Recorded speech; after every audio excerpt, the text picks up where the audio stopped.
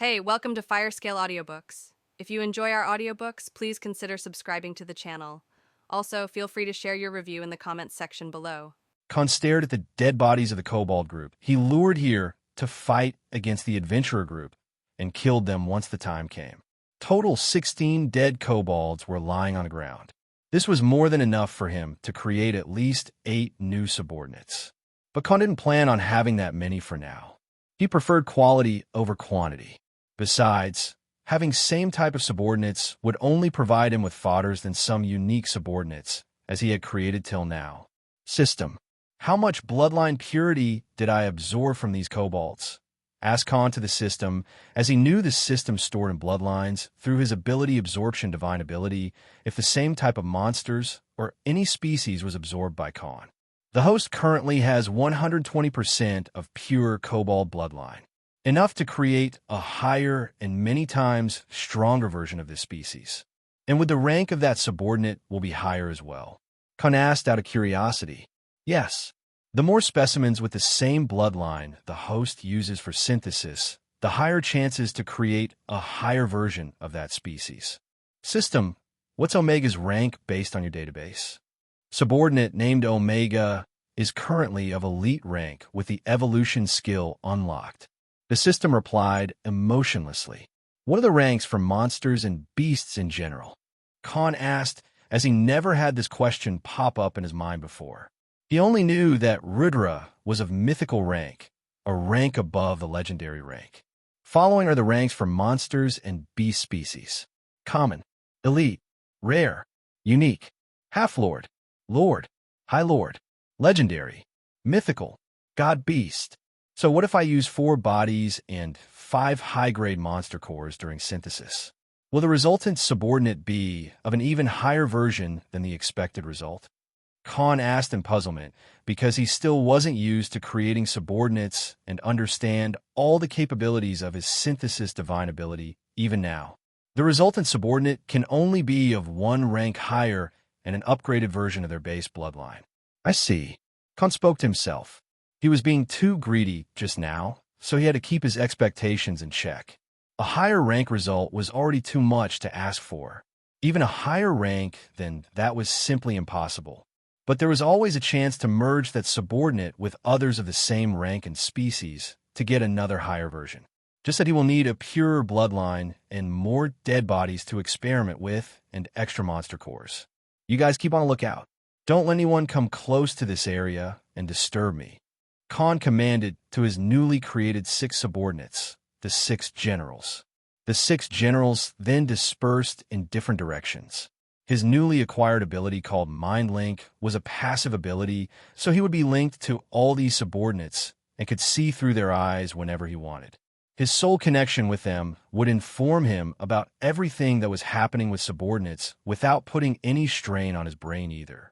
Plus, the range was 5 kilometers, so it was already very good for him to not be noticed by anyone who was far away. Khan was just being cautious. Khan chose 4 bodies of dead kobolds and 5 B-rank monster cores for the synthesis, and put his hands and bare legs on all the bodies.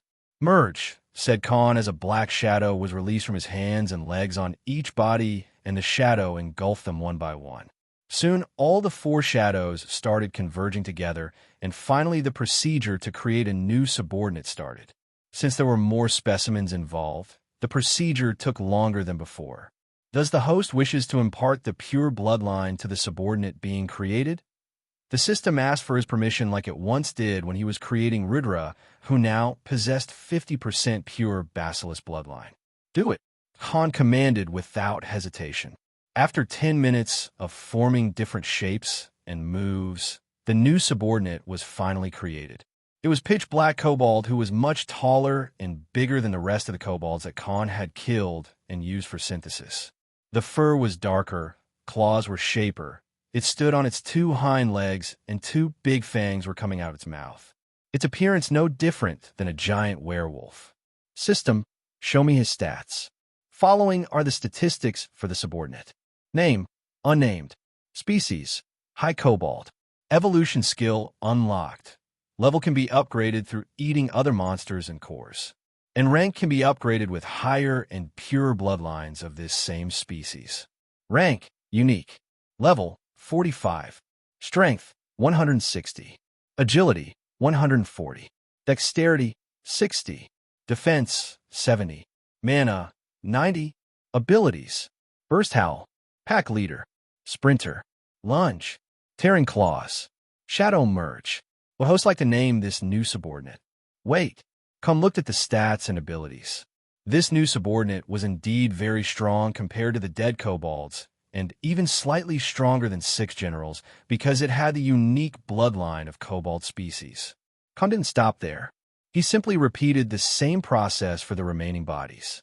And after half an hour, finally stopping after he created 3 more subordinates, all of them being no different than the previous high kobold.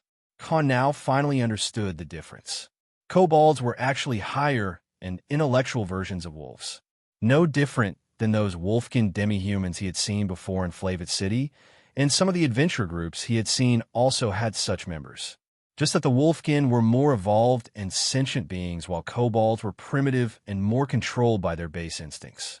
Even Omega, who was standing close to Khan, felt like he was looking at his long-distance relatives. He was certainly a much lower version of this species himself. Khan didn't stop here either.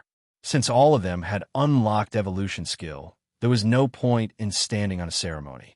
He divided these 4 into groups of 2 and repeated the synthesis. Khan used 10B rank monster cores for each time and patiently created 2 more higher versions of Kobold. System, show me the stats. Following are the statistics for the subordinate. Name, unnamed. Species, Kabesu variant Kobold. Evolution skill unlocked. Level can be upgraded through eating other monsters and cores. And rank can be upgraded with higher and purer bloodlines of this same species. Rank, Half-Lord. Level 50. Strength, 250. Agility, 190. Dexterity, 170. Defense, 150. Mana, 130. Abilities, Pack Commander. Domain Howl. Hunter's Sight. Long Stride. Pincer. Shadow Merge. Would host like to name this new subordinate? What the? Khan stood rooted on the spot, forgetting his speech. Because the new subordinate he just created was already stronger than Khan himself. Plus, the stats were also higher than him in strength and agility attributes. This guy was at least on Stragaber's level based on the aura and murderous intent it emitted. This subordinate would just make a perfect bodyguard for himself. Omega now felt even more dejected than before. His head was down, as if he felt that he was no longer needed. He simply walked away from Khan and sat in a faraway corner in the tree line, slowly whimpering under his breath. Khan was overjoyed with the results and carried on to create another subordinate of the same rank. Another 30 minutes passed, and Khan finally created another new subordinate of the same rank and skills as the former. Khan still hadn't named any of his new subordinates after he named the 6 generals. He now had 2 subordinates on the same strength level as Stragaber, who once put immense pressure on Khan with his aura alone. System. Can I upgrade them even more? Asked Khan, not being content with what he already had. No. The host no longer has any higher or pure version of this bloodline. The new subordinates can no longer evolve any more than their current state unless a higher bloodline, which also has traces of the same bloodline, is acquired and used for evolution, replied the system. Khan found it logical, since it was indeed a limitation of the bloodline, because he already had upgraded the newly created subordinates by 2 ranks just with the bloodline he acquired previously. No matter how pure it would still have an upper limit for an evolution. So, if I want to use them for further evolution, will I need to mix them with another subordinate? Khan asked. Yes, but the subordinate must have traces of the same bloodline as the specimens and should be a variant version of its species to mix with this different bloodline. The system stated out the conditions for the next upgrade, because there won't be any different resultant species if they shared the same base bloodline. And to mix with another subordinate, that would require some traces of the same bloodline as well. Khan let out a chuckle as his mood lightened up, because there was indeed a subordinate who fit both the conditions at the same time. Khan then gazed at a certain subordinate who was resting near a tree with its head down, and a devilish smirk appeared on his face. Khan called out Omega, who was at this point sulking in a corner as he felt like he was no longer going to be useful to Khan. At the end of the day, Omega was only an elite rank monster who had very less intelligence compared to these Kabesu who were standing in front of Khan. He only knew how to follow orders. Even though they were stronger than Khan, none of these two subordinates were haughty or overbearing as Rudra. They didn't try to defy Khan's authority or taunt him in any way.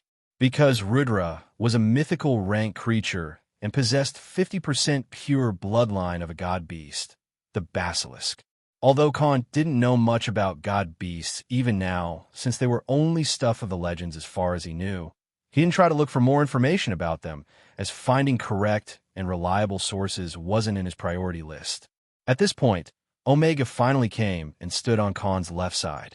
His expression looked of curiosity as he didn't understand what Khan had in his mind. System, how much it will take? According to the current level of species and rank, it will take the host at least 100 B rank monster cores for this procedure. The system replied in its lifeless tone. Why that many? That's all I have left. Khan asked in surprise, as the cost of this procedure alone took the number of monster cores he had used up till now. Khan ate 50C rank monster cores a week ago, and now nearly used 50 cores for creating his 6 generals and then the kobolds. 30 of them being B rank monster cores, which were very high grade and hard to come even for Solomon, who is the president of Adventurers Association. Because what host wishes to create exceeds the current rank of subordinate in the procedure by many ranks. If the host does not use the required amount of monster cores, the result will create a new being who will not inherit any traits or memories of the chosen subordinate. The system explained. Khan thought for a minute and understood the reason. What he wanted to do was skip on at least 3 ranks of species evolution. So certainly it would require many cores for all the upgrades and mana for it to succeed. Since both the Kabesu were half-lord rank, Khan expected the result being of the same rank after the process was done. But he still had to make up for the difference in species rank using extra monster cores. Luckily, Khan hadn't used up all of his B rank monster core Solomon had given him as an advance for the contract.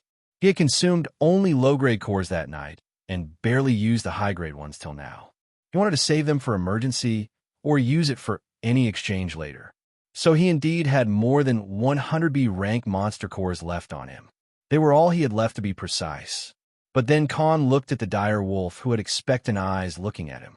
Khan vividly remembered the time when the first thing he ate in this world was hunted and brought to him by Omega. The first day he entered the world of Vantria, he created this dire wolf using the pack of wolves who tried to hunt him and had nearly managed to kill him. Ever since then, he and Omega were no different than partners in crime. They hunted together and killed many dangerous monsters and beasts, even killing the legendary Somir together, which led the way to Khan going from level 3 to level 30 in a single day. While Rudra was the strongest of the all-subordinates Khan had created until now, the giant variant basilisk was still not completely loyal to him, nor did he submit to Khan even after they spent their time together. Omega, on the other hand, was with Khan since day one. He protected Khan when he was weak and defenseless, hunted and fought beside Khan like they were soldiers on a battlefield who would not think twice before sacrificing themselves to save their fellow soldier's life.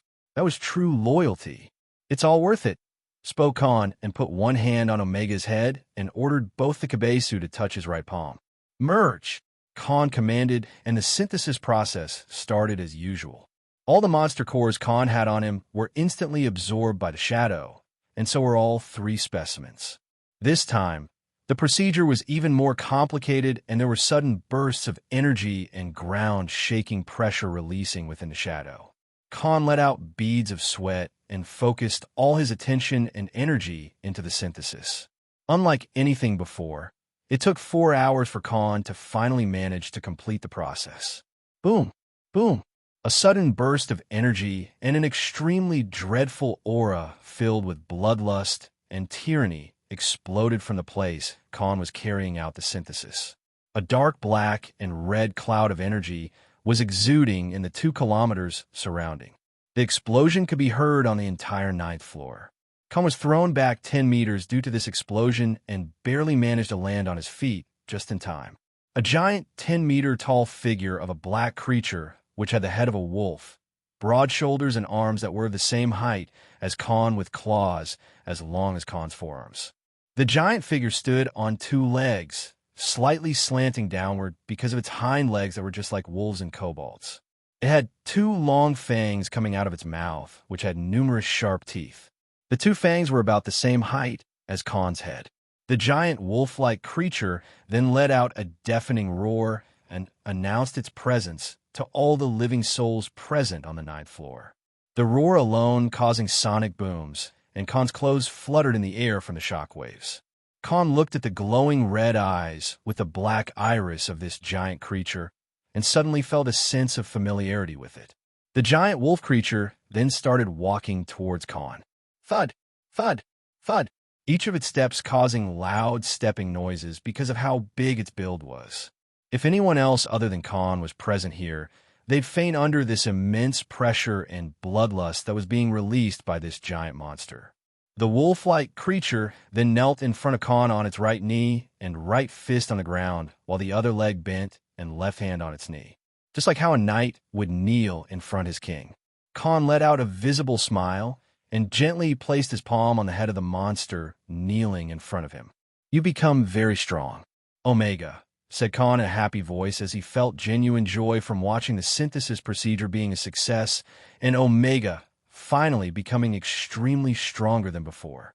Just then, a hoarse and rustic voice reached to Khan's ears.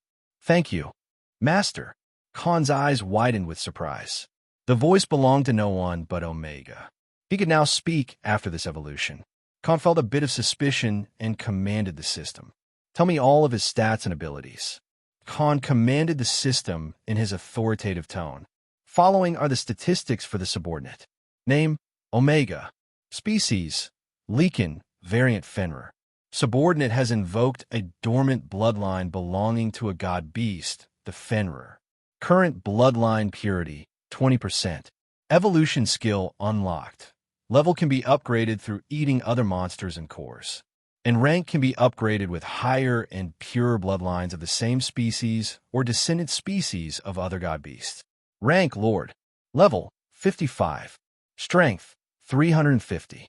Agility 270. Dexterity 240. Defense 200. Mana 180. Active abilities and skills.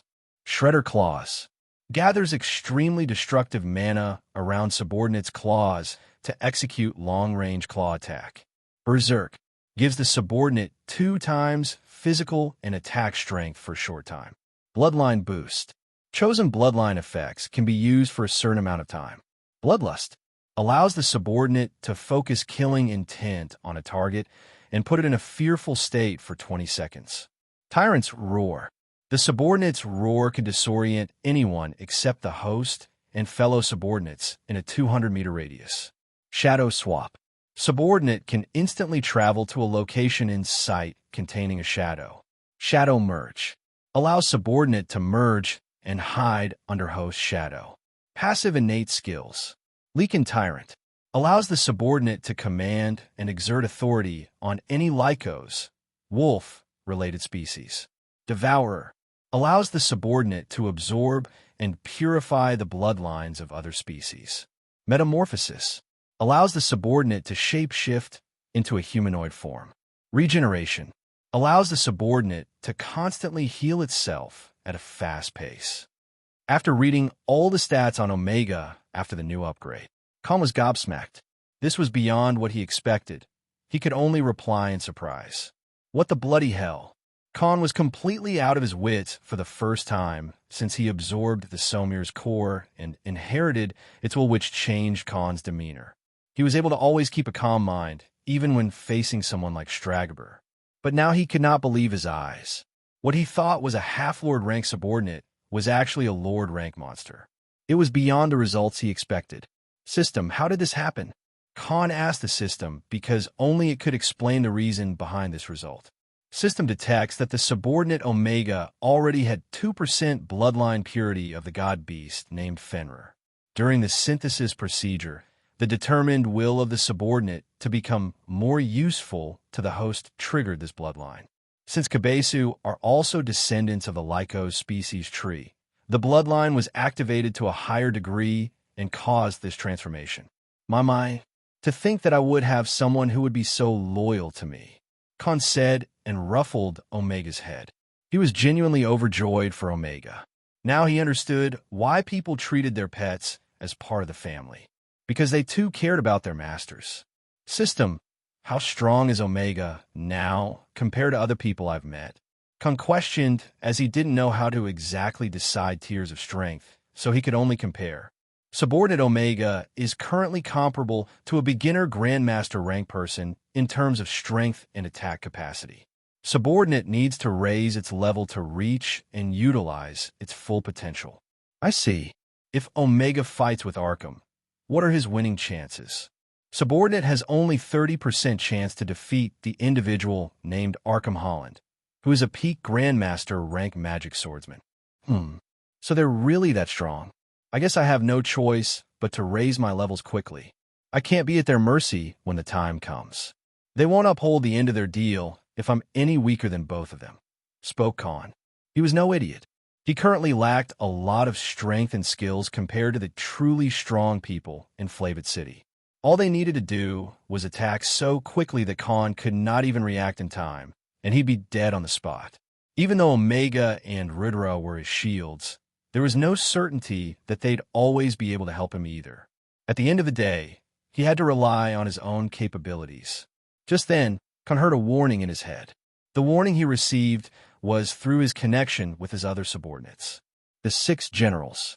Through the mind link skill, Khan could see what was happening in front of these subordinates. He quickly switched sights and found that Oliver, the Ranger subordinate in Jugram, the Berserker subordinate saw people incoming towards their direction. Only now did Khan remember the massive burst of energy Omega let out when he was created, and the roar he let was no different than an atom bomb explosion. So naturally, this was an alert and bring the attention of a lot of people and monsters on this floor.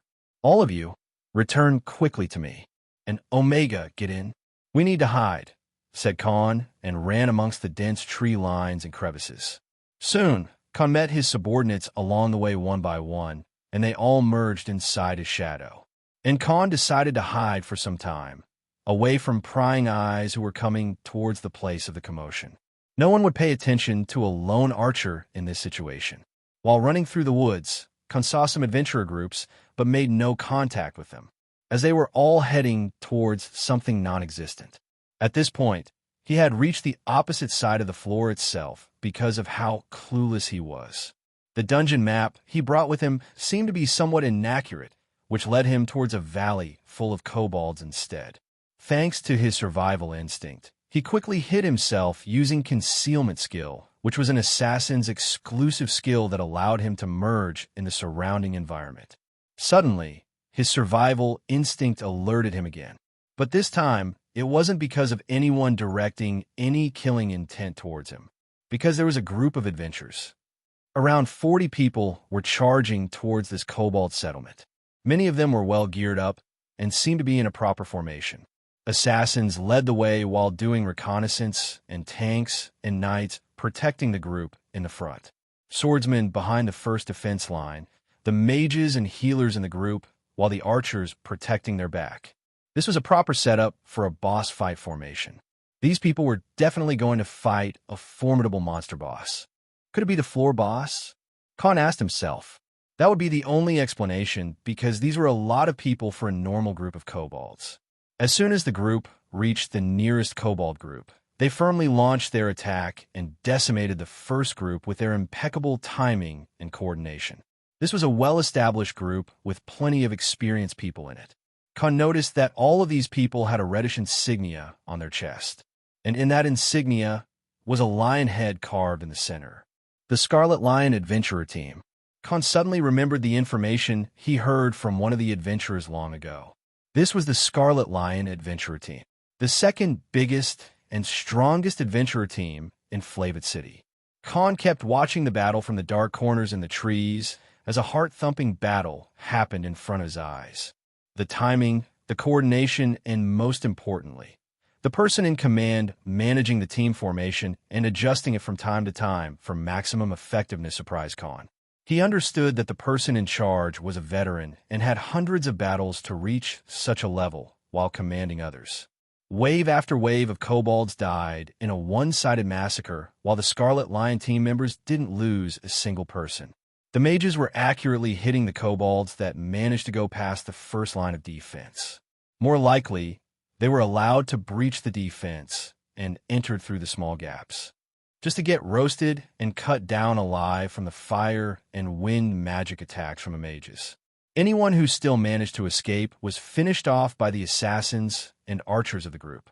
Khan was quite a calculative person himself, so he understood the strategy. The team commander was basically leading the enemy in a deathly trap one by one and whittling down their numbers without losing a single person under his command. The battle continued for half an hour with the kobold side, losing too many members and not even managing to take out a single member of the opposition. By now, more than 50 dead kobolds were lying on the ground. Just when Khan thought there was nothing left to see and decided to leave, a loud noise filled the entire valley. Hell! It's finally here. Everyone be on guard. Follow my orders, the team commander spoke loudly. Healers, put shields on knights and tanks. Mages, assist the swordsmen and assassins. Archers, be ready to release arrows when I command you to, shouted the group commander as everyone got in a defensive formation. Soon, from the end of the valley, walked in a giant silver kobold surrounded by at least 20 kobolds. Unlike all the kobolds that Khan had seen till now, this giant silver kobold was actually wearing gray armor on his chest. He walked on two legs just like Omega did, and surprisingly used a long-range spear that was in his hands. The spear itself looked like a very high-grade weapon by the looks of how well designed it was. It was definitely an extremely powerful weapon. You lot again? Have you forgotten what happened last time? Don't think about leaving out of here alive. Suddenly the silver kobold spoke and released his killing intent on the group of adventurers that were attacking his kin. Khan was surprised again. This silver kobold spoke, even more cleanly than Omega did after his evolution. This monster was at least half-lord rank. You monster! Don't think that you'll get away with killing my brother and my men. This time, I'll cut your head myself, shouted the commander of the group. Looks like you have forgotten how you barely escaped from me last time. Well, thanks for bringing us more food. The silver kobold shouted and dashed towards the adventurer team. Following it, the group of kobolds also charged with fervor. And what looked like an impenetrable formation was quickly broken through by this silver kobold with just a few swings of its spear. This monster was just too strong. This is a lost battle already, spoke Khan to himself as he noticed something that the adventurer group didn't. At this point, they weren't just facing the silver kobold and his crew from the front. Rather, they were actually surrounded by more than 30 enemies from both sides. And another group was also coming from their rear. The silver kobold didn't just come without preparations. Rather, it waited till the adventurer group was only focusing on the enemies that were coming from the front. The silver kobold allowed his kin to die just so it could surround them from all sides. Noticing this tactic, Khan could only praise in amazement. So ruthless and so intelligent. Khan watched from the shadows as the Scarlet Lion Adventurers team was getting surrounded by the kobold groups from all sides. He almost felt bad for these people as they had a knife on their throats and they didn't even know it yet. Even if Khan were to interfere and help these people, there was very little he could do. He didn't have many long-range or area of effect, AoE, skills that could even help in this situation. Not without revealing his cards, such as Omega and the 6 generals at least. His subordinate skill was something one would expect from a summoner, not an archer. It will become troublesome if the word of it got out because Khan decided to help these people. He could not afford to have any witnesses. Just as Khan expected, when the silver kobold ordered the surrounding henchmen to attack from all 4 sides, the formation broke in a matter of minutes. Many were unable to adapt to the onslaught coming from every direction, and people started dying. The wolfkin from the group were torn piece by piece by the kobolds, as if there was some sort of long animosity between these two species. In just 10 minutes, there were barely any adventurers left alive.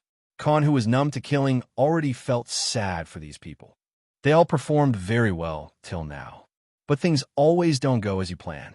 A loud curl boomed in the surroundings as the adventurer team commander was torn into two by the silver kobold with its bare hands. There was an evil laugh on its face as they had almost finished up killing all these people. "Get away from me!" A shout was heard amongst the dead bodies. A young woman who seemed to be an archer by her gear and equipment was waving a dagger at the nearby kobolds and trying to create a distance. There was a big gash in her right thigh as a downpour of blood was leaking from it. She was barely able to walk, tears running through her eyes as she was scared to death and somehow managing to muster her strength to fight back. Unlike the others, she didn't have the red emblem on her chest. She was a hired help for this quest.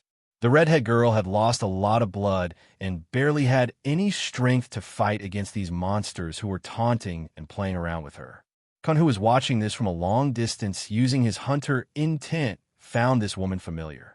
He had the eidetic memory from his previous life, so he never forgot faces and things he saw once. "Oh fuck," said Khan, and quickly dashed towards the battlefield, precisely towards the place the girl was fighting with whatever strength she had left in her body. Khan quickly shot few arrows towards the kobolds surrounding the girl and brought their attention towards him. Just then, a kobold jumped towards the girl and attacked with a spear to the girl's chest. Swoosh! Roar! A hand fell on the ground holding a spear. It was none other than the kobold's hand, which just attacked the girl. The redhead girl was barely holding up and had fallen on the ground, was stunned as she saw a hooded figure holding a dagger in his hand. "You good?" asked Khan as he glanced at the girl who was of the same age as him. "You. What are you doing here?" the girl spoke. Her voice was seemingly very sharp, yet pleasing to the ears. "I was passing by and noticed the noises. Just to see you close to death's door," said Khan, and let out a small chuckle. The nearby kobolds started attacking Khan in groups and from different directions. Khan swung his daggers and started defending against the attacks while piercing the vital organs of these enemies.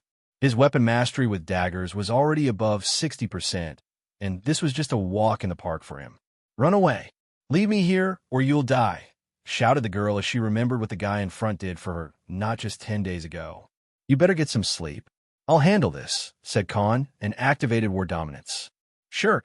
A tangible pressure was exerted in the 30-meter radius surrounding Khan's location, and all the nearby kobolds who were attacking Khan froze on the spot. The redhead girl was already on the verge of fainting, lost her consciousness under the pressure, and fainted before she could say anything. Khan walked to her and quickly took out the medium-grade recovery potion from his space ring and put it in the girl's mouth. "Blackwell, Ronan, Armin!" shouted Khan, and 3 black figures came out of his shadows. The Guardian Knight, the Rogue, and the Priest. 3 of the 6 generals he created. "Protect her and keep healing her," said Khan as he handed over another bottle of recovery potion to Armin, the Priest. The silver kobold who had started paying attention towards them after finishing off the team commander was surprised to see that there were still people left. But when Khan released his war dominance aura, he felt an immense threat from the hooded archer. Khan started walking towards this group of nearly 50 kobolds and the giant silver kobold. "Omega!" Khan shouted, and the newly evolved Leakin jumped from his shadow and stood in the center of the battlefield, his figure towering even the silver kobold. "I leave him to you," said Khan, and Omega let out a deafening roar again, instantly stunning all the nearby enemies. But to Khan's surprise, not only the kobolds nearby, but also all the enemies standing far away started falling on the ground one by one, unable to stand up and looking at Omega with horrified eyes. Omega was using his Leakin Tyrant passive skill, which let him control and exert his dominance over all Lycos-related species. Even a silver kobold was struggling to stand properly on its feet. "You, who are you?" asked the silver kobold to Omega, who was walking towards it. "You do not need to know," said Omega in response, and ran towards the silver kobold, a red aura gathering on his human arm-sized claws, and letting out a wave of claw-shaped blades of destructive attack as he swung his hand at the silver kobold. The silver kobold replied with a swing of his high-grade spear and attacked as well. Bang! A loud noise of metal clanging was heard, and dust flew from the position of the clash. But unlike what one would expect, this wasn't going to be a long fight, because as the dust cloud dispersed, a bleeding giant figure of the silver kobold lying on the ground was revealed with a broken spear in its hand and nearly shredded armor it was wearing. Shredder Claws. That was one of Omega's attack skills he acquired after the evolution. Before the kobold could get up, Omega stomped on its chest and put it in the ground again, rendering it unable to move. Khan, who was unaffected, led out his remaining 6 generals and walked towards the silver kobold. Finish them off, he commanded the subordinates. The silver kobold was already an arrow at the end of its turn, barely managing to breathe under Omega's giant feet. Khan didn't want to waste any more time. He simply stabbed the silver kobold's throat and killed it off. Leave no one alive, ordered Khan to Omega, and the Leakin ran off to kill the surrounding kobolds. Khan then put on his hands on its lifeless body. Absorb, said Khan, and activated his ability Absorption Divine Ability. In 3 minutes, the system told Khan that the absorption was complete. Khan didn't decide to eat its core. It was more useful to Omega than him, as the Leakin could absorb its bloodline and rare abilities by eating the body and the core. Soon, Omega came back with his claws full of blood. He then started eating the silver kobold by tearing its limbs and chomping on the meat.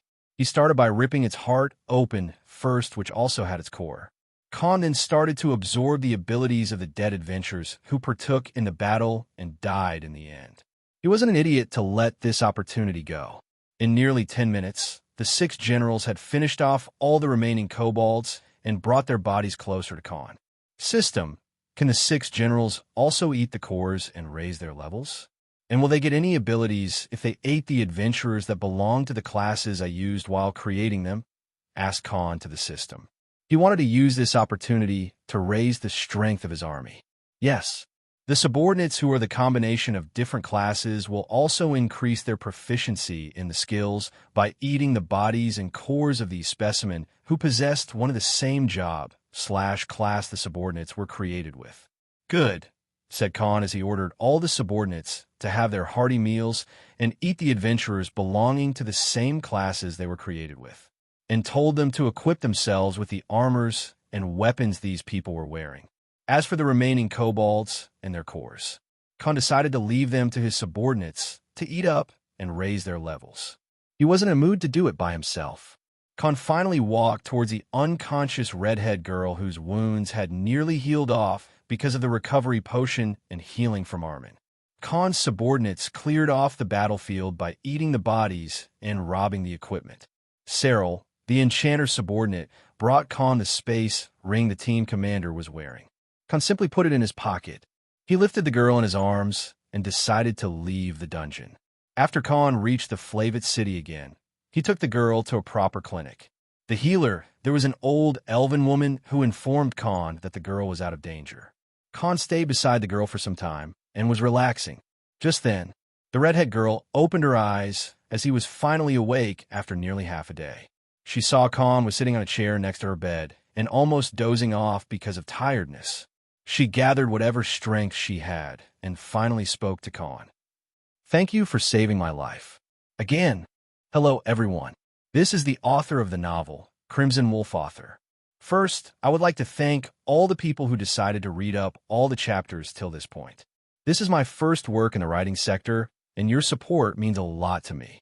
I'm a complete newbie in this field, so there were a lot of improvements I had to do over and over since the first chapter was released nearly 45 days ago. I wanted to start writing this novel for more than a year now, and finally decided to write the first chapter on a sleepless night. And I felt like I finally heard my calling. I would like to formally apologize to many old readers who have supported the series since it started, and they had to go through my messed up writing and editing skills, such as using uppercase alphabets on nouns and pronouns that didn't need it. Also crappy names for the skills, and not to mention the unnecessary details while explaining the plots and thought processes of many of the characters. I've spent the entire day to delete, re-edit, and correct all these mistakes that were done till this point. Some story plots have been removed or reworked so new readers won't have to go through the same horrendous experience. I also admit that since I was new to this field, I didn't have the story organized or had a storyboard created to create a proper plot arc. Some of the chapters and characters have indeed diverted from the original plans I had. But now everything will be put back on track in the next few chapters, and no more going in a different direction with plots and characters. I intend to finish the first story arc under 80 chapters, so now there won't be any useless story plots that do not serve the purpose to the main story. There's a lot of potential and many arcs I wish to write for this series regardless of whether it gets famous or not. Because as the series is improving with more chapters, so am I. For the first time in the past 6 years, I feel like I'm doing something meaningful, and I've noticed few improvements in myself not only as a writer, but also as a person. The world setting of Antria is soon going to change at a drastic pace as soon as the first arc is over, and you'll finally see the vastness in the story I had originally planned.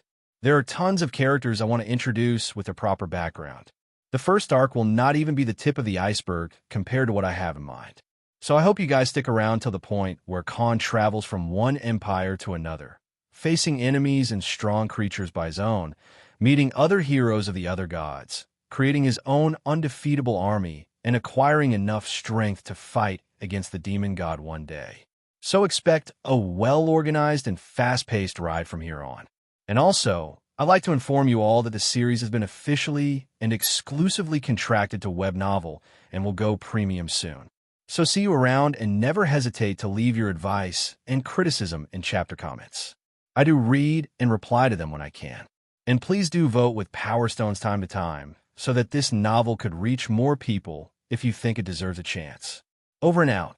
Khan looked at the redhead girl in front of him and let out a small chuckle as he noticed a red tinge on the girl's face. Well, I seem to have a habit of saving you whenever you're close to death. But don't count on it, or you'll end up dying at this rate, Khan said and gave a small grin. By the way, what were you doing with the Scarlet Lion Adventure team? Weren't you part of another team? Khan asked as he remembered the details of that day very accurately. The group disbanded after that incident. Marcus took out all the remaining funds we had and gave them to the families of all of our dead comrades. And nobody felt like carrying on any longer. We lost a lot of good people that day. People who were no different than family, said the girl as sadness welled up in her heart and her tone turned heavy. I see. But why were you in the dungeon then? Asked Khan curiously. I needed the money. I have already spent all the money I had and needed work. So I joined the expedition when they were hiring. It wasn't like it was my first time going in a dungeon. Just that those bastards never told us that we were going to hunt for the floor boss. The girl sighed. Only if I knew, I wouldn't have joined no matter what, said the redhead and laid back on the bed, her exhaustion kicking in again. I understand. Well, I hope I won't have to save you again from another ambush anytime soon. Take rest. I need to go now, said Khan and decided to leave. Hey, you haven't even told me your name yet, said the redhead. I'm Khan. No last name, said Khan as he replied. Jessica Artwinger, said the redhead girl. The next time you decide to do something dangerous, I'll kill you myself, said Khan and laughed off. Ha. Yeah, right. I don't think I'll continue this business anymore either, said Jessica as she chuckled in response. See you around, said Khan and left the clinic. He had already paid for her, so they'll take care of Jessica till she recovers. This was probably the first good deed Khan had done ever since he came to this world.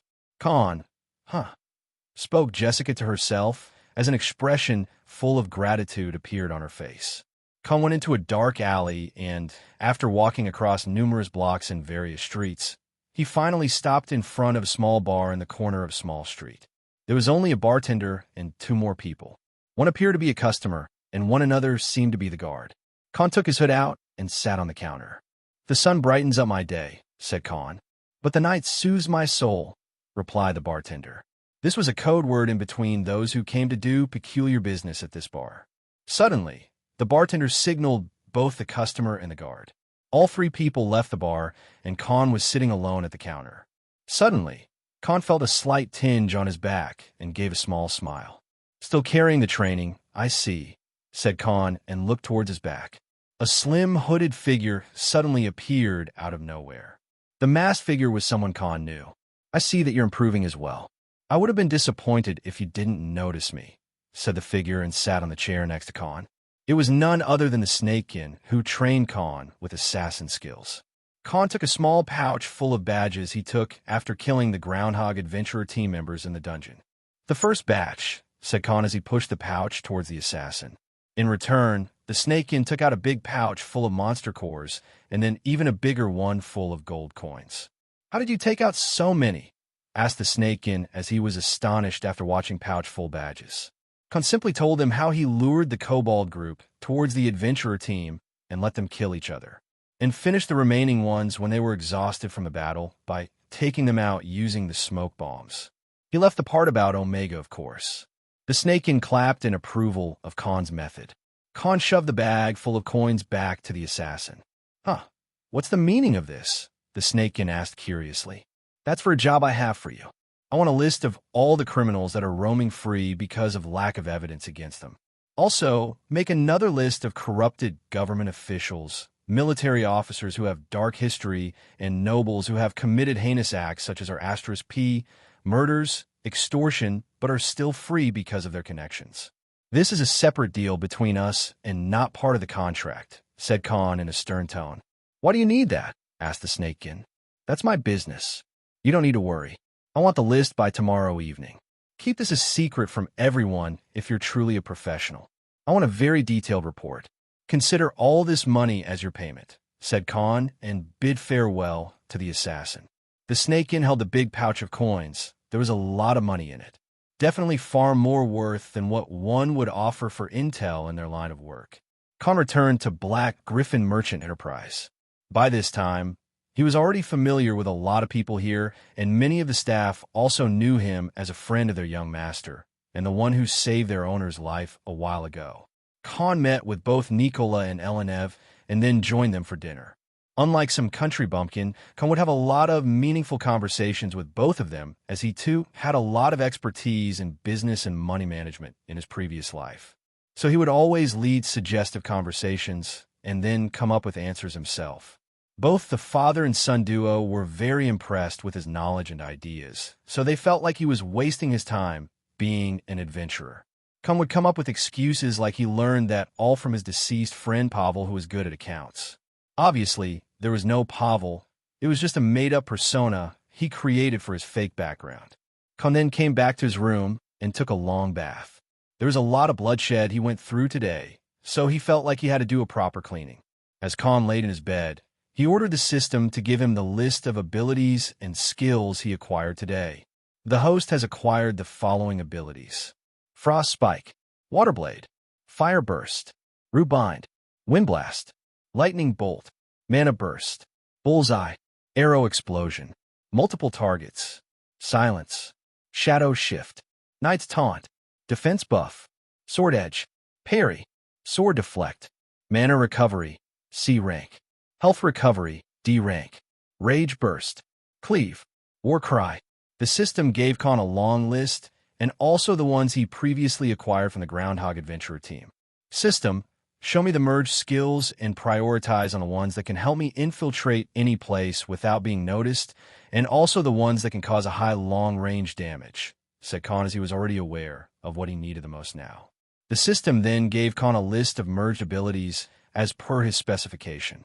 Khan took a look at the list and started sorting the ones he'd actually use and could be integrated into his combat techniques and attack that could be added in his holster. This time, Khan only found 3 useful skills. Wind Cutter, a result of Wind Blade, a mage spell, and Sword Edge, a swordsman skill which released small destructive mana during the attack. The merged skill compressed high-pressure wind and released it during swings for 8-meter distance. This was useful for Khan when he used a sword. Shadow Walk, a combination of silence, an archer skill that prevented making noise while reconnaissance and shadow shift, an assassin skill that let the user submerge themselves in shadow. The resultant merged skill let Khan travel through shadows without making any noise or getting noticed by anyone. Firestorm, combination of Wind Blast and Fire Burst, both being AoE mage spells. The merged skill allowed Khan to attack a giant fireball that would explode on impact for 10 meters, the maximum range being 30 meters from his location. This was a very destructive and large area covering spell. Khan would find it useful while dealing with a large mob of enemies. Merge them, commanded Khan. System, what abilities did I get from Silver Kobold? The host has acquired the following abilities from the Silver Kobold. Kobold General. Conqueror Roar. Spear, Thrust. Sweep Swing. Pack Attack Buff. The host has absorbed 5% Fenrir Bloodline Purity. So much for Floor Boss. Impart the 5% Bloodline Purity to Omega, said Khan, and opened the small book he got this morning, which included the names of all his targets as per the contract. As for the intel Khan ordered the Snakekin to gather was for something else. Because soon, Khan was going to wreak a havoc in the entire city. Khan woke up the next morning. His body had recovered from yesterday's exhaustion and was good to go for another hunt. He knew that he had to become self-dependent quickly and earn a lot of money on his own without relying on anyone else. Khan opened the space ring that once belonged to the team commander of the Scarlet Lion team, which died yesterday. Soon, the news of their and Groundhog Adventurer team would spread among the circle. No way a lot of experienced people and well-renounced adventurers going missing would stay under the radar. It was bound to cause a commotion. As Khan opened the space ring, he was left stunned. Unlike his poor space ring, which barely had 3-meter inner space, the ring in his had a total of 50 meters of space, big enough to be compared with a small warehouse. As he checked the internal space, he found tons of bodies of rare monsters, weapons and materials such as potions, rare herbs, traps for setting an ambush, or is used for forging weapons, and even high-grade monster cores. Khan was out of words, because as far as he knew, this wasn't just some personal space ring. Rather, it was used to store all the hunted monsters and materials a large team would get after wiping out hordes of monsters or even clearing an entire dungeon floor. It would cost far more than just 5,000 gold dramas, maybe even 50,000 or more than that. Khan took out the monster cores from his payment yesterday night and the cores he got from the space ring. As he tallied up all of them, he was shivering with excitement. Jackpot! Khan shouted with joy, because there were more than 500 high-grade cores, around 200 being B rank, while 30 A rank cores. The rest were mostly C rank and below. Khan had lucked out and received a fortune. Forget the ton of money he'd get from selling all the resources in the space ring. The monster cores were what he needed the most. Because even if he had tons of abilities and skills, he still lacked the physical strength to fight stronger opponents by himself. Relying on his subordinates was a poor choice for the future, so he always wanted to be strong by himself. This pleasant surprise shook Khan, and an evil grin appeared on his face. He started eating out all the A and B rank monster cores one by one voraciously and almost choked on them twice. His entire morning went eating and absorbing these free cores, and finally after the afternoon arrived, he was done with his feast. His level arose quite a few times, but he didn't bother counting it. System, show me my new stats. Khan commanded excitedly, ready to see his new levels. Host attributes and skills are as follows. Name, Khan Host. Species, human. Level, 53. Strength, 286. Agility, 243. Dexterity, 248. Defense, 211. Mana, 385. Bloodlines acquired. Basilisk, 50% purity. Fenrir, 5% purity. 11 levels. He raised his strength by 11 levels in just one morning because of all the cores. The majority of his increase was thanks to the cores he found in the space ring. Khan knew that gathering that many cores alone would take a year or so because they need to hunt down too many monsters and raid dungeons. Khan had benefited from someone else's hard work. As for the other resources Khan found in the space ring, he hatched a simple yet efficient plan. Khan then departed for Nicola's office, which was on the highest floor of the building. "Are you free for some time?" Khan asked after knocking on the door. "Oh, it's you. What is it?" asked Nicola, who was doing his daily tasks as the president of this giant merchant enterprise. "I wanted to ask if I could sell you some of the stuff I harvested from the dungeons. I'd rather sell them to you than Adventurer Association, since you also sell them in your shops," said Khan as he asked in a gentle tone. "Sure, why not? But do mind you, it has to be in a large quantity or there's no point." We don't do chummy change deals like a few small quantity herbs and ores. It has to be big enough, said Nicola. He was simply being honest with Khan as small trade was done in small pawn shops, not in a business enterprise. Khan nodded and let out a small chuckle. Will this much do? Said Khan, and emptied half the contents of the new space ring on the open space inside the office. Thud, clang, CRRR. Things after things, materials after materials started piling up on the empty space, and half of the office was full of rare herbs, monster bodies, and metal ores. Nicola was flabbergasted and almost was paralyzed on the spot. You, where did you get all these? It's no different than what we deal in an entire week. Nicola exclaimed in surprise. No point in hiding from you, so I'll tell you the truth. I hunted half of these while the other half came from the people who died in the dungeon, and I robbed them of their belongings and whatever materials they had on their space rings, said Khan, and sat on the chair next to Nicola's table. So what do you think? Big enough to make a deal? I only want the price you generally give to any of your traders or suppliers. You can make off the extra profit by selling these in your stores and weapon shops. Not a bad deal, right? Said Khan as he suggested the old merchant to go with his proposal. Nicola's eyes flickered and a greedy look appeared on his face. What Khan offered was indeed a very good deal for him. Deal, said Nicola and nodded in agreement. I'll only need some time to calculate all of these products and their cost. Don't worry, I'll give you a fair price, said Nicola. Okay then, I'll trust you on that. But remember, there's more coming. So you better not rob me off, old man. Khan said and laughed. If you can bring more materials and resources like these, then I'll often make these deals with you, said Nicola. He was a merchant at the end of the day. He knew what kind of deal was profitable for him and what kind of people he should make deals with. His impression of Khan was very good since the time he had come to know him, so he indeed found Khan to be a trustworthy person. I'll come back in the evening. Give me the money then. I'm going to dungeons again, and we'll bring more materials soon, said Khan and bid his farewell to the old merchant. As for why he decided to sell these materials to Nicola and not keep them to himself, because he wasn't an idiot. Many of the contents of the space ring were high-quality resources, and someone from the Scarlet Lion Adventurers team would definitely look for them. Khan would be keeping a ticking bomb in his pockets if he kept all that with him. So he displayed half of it to Nicola, as showing all of them would even scare the old man, and he'd ask too many questions about the origin of the materials. Plus, Nicola and his Black Griffin Merchant Enterprise was the best place for Khan to sell, as he knew that the old man, who was grateful to Khan for saving his life, certainly won't cheat his savior. And most importantly, since they did business in all sectors, Nicola would easily distribute the materials in various shops owned by them. This way, nothing would lead back to Khan, and no one from the Scarlet Lion team would guess that their fortune was being sold legally, and not on the black market either. Khan decided that it was time he tested his new strength and improve his skills and weapon mastery. Also, this was the best way he could use to explain how he got all those materials while raising his subordinates' levels and ability ranks. Khan went to the Adventurer Association again and bought another dungeon pass. This time, he went in as an assassin. He had a clear goal now. Forget the lame low-tier mobs.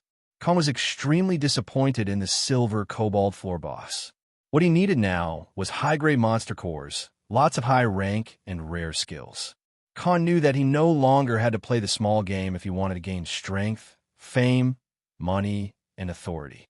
From now on, everything he'd do should make it to the headlines and become the talk of the city. Because being an underdog would never help him the way he wanted in his path of power and domination. So fuck being an underdog. He was going to become a goddamn tyrant. Khan stood before the Bromner dungeon again. It was the same dungeon where he killed the first batch of people from his contract, hunted kobolds, created new subordinates, and evolved Omega into a Leakin. Unlike yesterday, Khan did his research properly this time. He gathered information available in the Adventurer Association about all the dungeons in near 50 kilometers of Flavit City, such as the total floor levels, dungeon bosses, and what kind of monsters laid in those dungeons. The Bromner dungeon had a total of 15 floors as per the records he found in the archives. The records on Dungeon Boss were no longer available, as the last team, which made it to the final floor, was nearly 28 years ago, and no other team managed to go past the 14th floor despite having hundreds of people in their teams. If it was anyone else, they'd find it an impossible task to accomplish because nobody would be able to fight for that long and would eventually get exhausted. Plus, the monsters were more dangerous with each increasing floor. But unlike anyone that came before Khan, none had the divine ability called the synthesis, which would not only help him merge different skills, but create new subordinates and even evolve them further with time. Khan knew that he couldn't do it alone, even if he was as strong as Arkham or Solomon, so he was going to use his divine abilities to his advantage. As Khan entered the dungeon again under the disguise of an assassin, he headed straight for the 10th floor. After he killed the 9th floor boss, the Silver Kobold, it'd take 15 days for it to respawn, so there was no point in hunting on this floor. And Khan's strength was already higher than when he came here yesterday.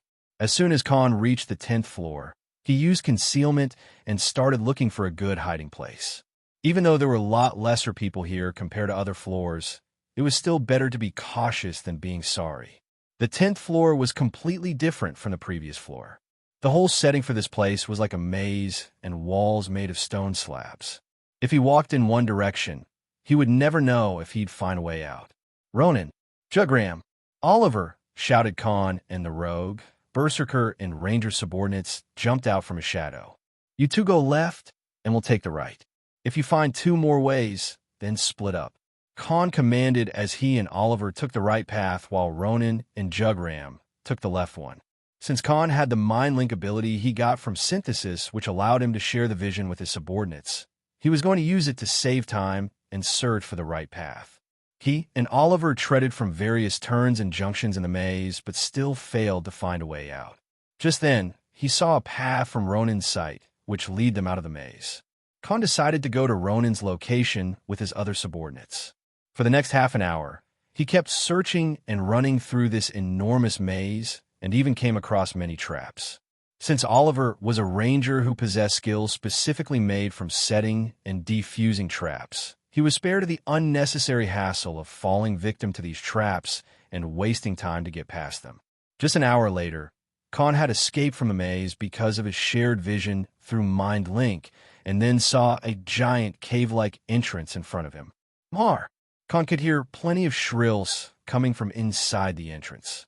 He quickly activated Shadow Walk and mixed inside the dark shadows of this entrance and started traveling inside.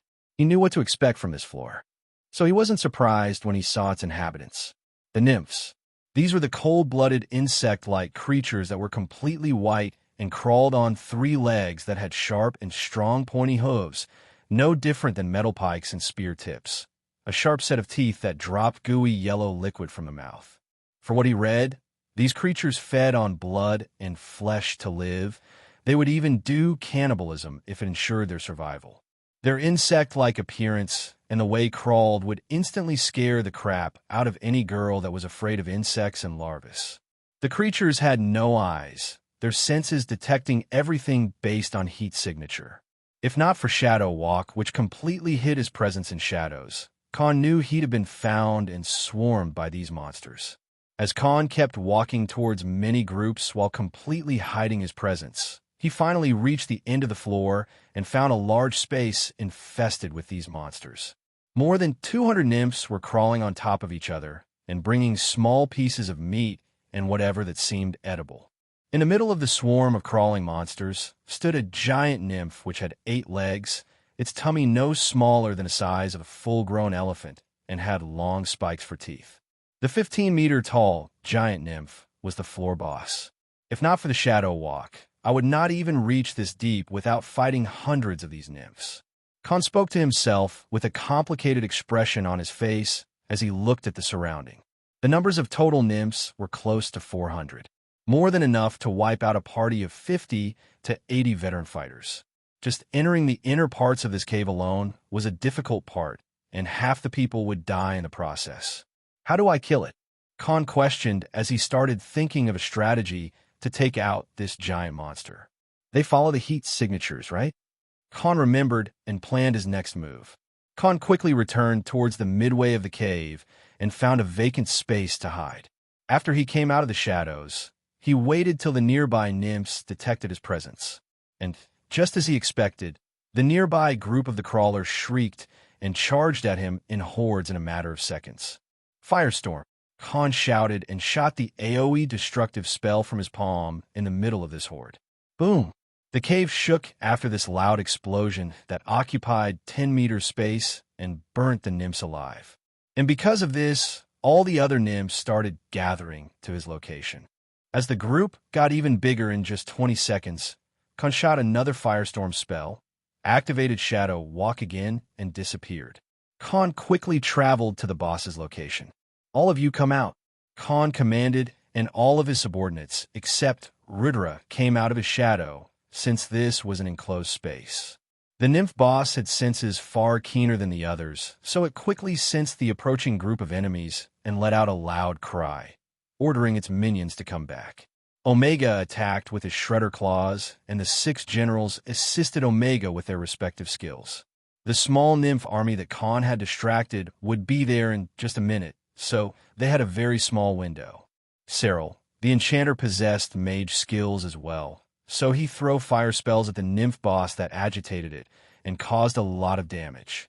Blackwell being the tank with his skills like taunt and defense wall, while Omega being the main damage dealer who kept jumping around and attacked from time to time, which injured and distracted the floor boss again and again. In other words, the subordinates were simply bullying the floor boss with their numbers. However, Khan, the main perpetrator of this attack, was nowhere to be seen. As the floor boss kept fighting with its pole like long and sharp hooves and fended off against multiple attacks from various directions, a small shadow crawled under its feet. Kachak. Just then, a long white blade impaled the giant nymph from under its belly. A humanoid figure holding a long sword and using all his force to split apart the floor boss with all his might. "Not enough," shouted Khan as his blade was stuck inside the belly of this giant nymph. "Hold them off," commanded Khan to his subordinates to block the incoming horde of monsters. Khan let go of the sword and jumped on the back of the nymph. He put both his hands on what appeared to be its head. A jet of greenish liquid appeared from his hands and sprayed on the head of the nymph and started melting its skin as it seeped inside the body. Venom acid. Khan finally used the venom acid ability he gained by absorbing the body of legendary Somir. This acid was so lethal and acidic in nature that it could even melt solid boulders, let alone skin of a monster. Shriek. The monster shrieked in agony. The venom acid had destroyed its nervous system, and the nymph had lost the ability to control its body. Khan quickly took out the daggers he had in his space ring and plunged them in the giant nymph's head. Thud! The nymph let out another loud shriek and dropped on the ground. The floor boss finally died. Khan grabbed his sword again and prepared to fight off against the incoming nymph horde. But just then, the minion nymphs started falling on the ground one by one, as if their souls were sucked out of their bodies. Khan, who had mind link ability, quickly understood what was happening. All these minions were mentally dependent and connected to the floor boss, and died as soon as the link was severed after the boss was killed by Khan. Phew! Khan was prepared for a long and arduous battle, but luckily, that didn't happen. He let out a small sigh and spoke with a devilish smile. "Not a bad start, eh? Let's create my own army." Khan ordered the subordinates to gather the dead bodies close to his location as he put his hands on the dead nymph floor boss. After 5 minutes, he was finally done.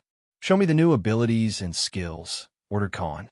The host has acquired the following abilities and skills.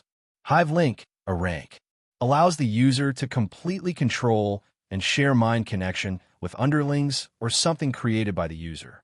Current range, 200 meters.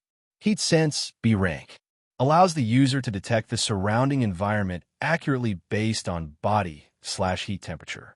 Current range, 40 meters. Sonar Command, allows the user to communicate with its subjects through high-frequency noises. Extension, allows the user to create and eject high-density pikes from their body and even shoot them for a short distance. User can also retract them based on their will. Nymph Bloodline Absorbed, current bloodline purity, 28%. "Not bad," said Khan as he let out a satisfied smile. This floor boss gave Khan a lot of beneficial abilities and skills. Hive Link was extremely useful because till now, Khan could only command his subordinates by giving orders verbally, and at best, he could share their vision. But this new ability will allow him to establish a direct mind link with his subordinates and order them as per his will. Extension would basically give him inborn knives, which he could also shoot at high speed and close distance. In other words, he'd never actually be without a weapon. It was just like Wolverine, who had his claws in his forearms. System, show me the abilities that can be merged. The system gave a new list of abilities, and Khan was jumping in joy after he saw the possible skill list. Hive Mind, a rank, upgradable. A combination of Mind Link and Hive Link, which allows the host to establish the perfect mental and soul connection with the subordinates. The host can share sight, feel, and communicate with the subordinates and telepathically control them at his will. Applicable to all the subordinates, and there is no limit on the number of subordinates host can control at the same time. However, it will put a mental strain on the host when used on more than 10 subordinates at the same time. Thermal Radar, B rank, upgradable. A combination of hunter intent and heat sense that allows the user to examine the surrounding and the targets based on body temperature, heat signatures, and their physical state. Current range, 100 meters. Eureka! Shouted Khan and started laughing off like a maniac. These two merged skills were just too good for him. One was like a necromancer commanding his army of undead creatures. It will drastically improve Khan and his team coordination when he fought alongside his subordinates in large group battles. While the other one was no different than his own Witcher sense, which could help him gauge his surrounding and examine or track things based on heat signatures. Extremely useful in dark places where his sight was limited, and also to track many things by the trail they left behind. Khan then cut down the core out of Floor Boss's heart and put it in his space ring. He looked at the bodies of the Floor Boss and its minions. System, can I directly merge a dead body with one of the subordinates?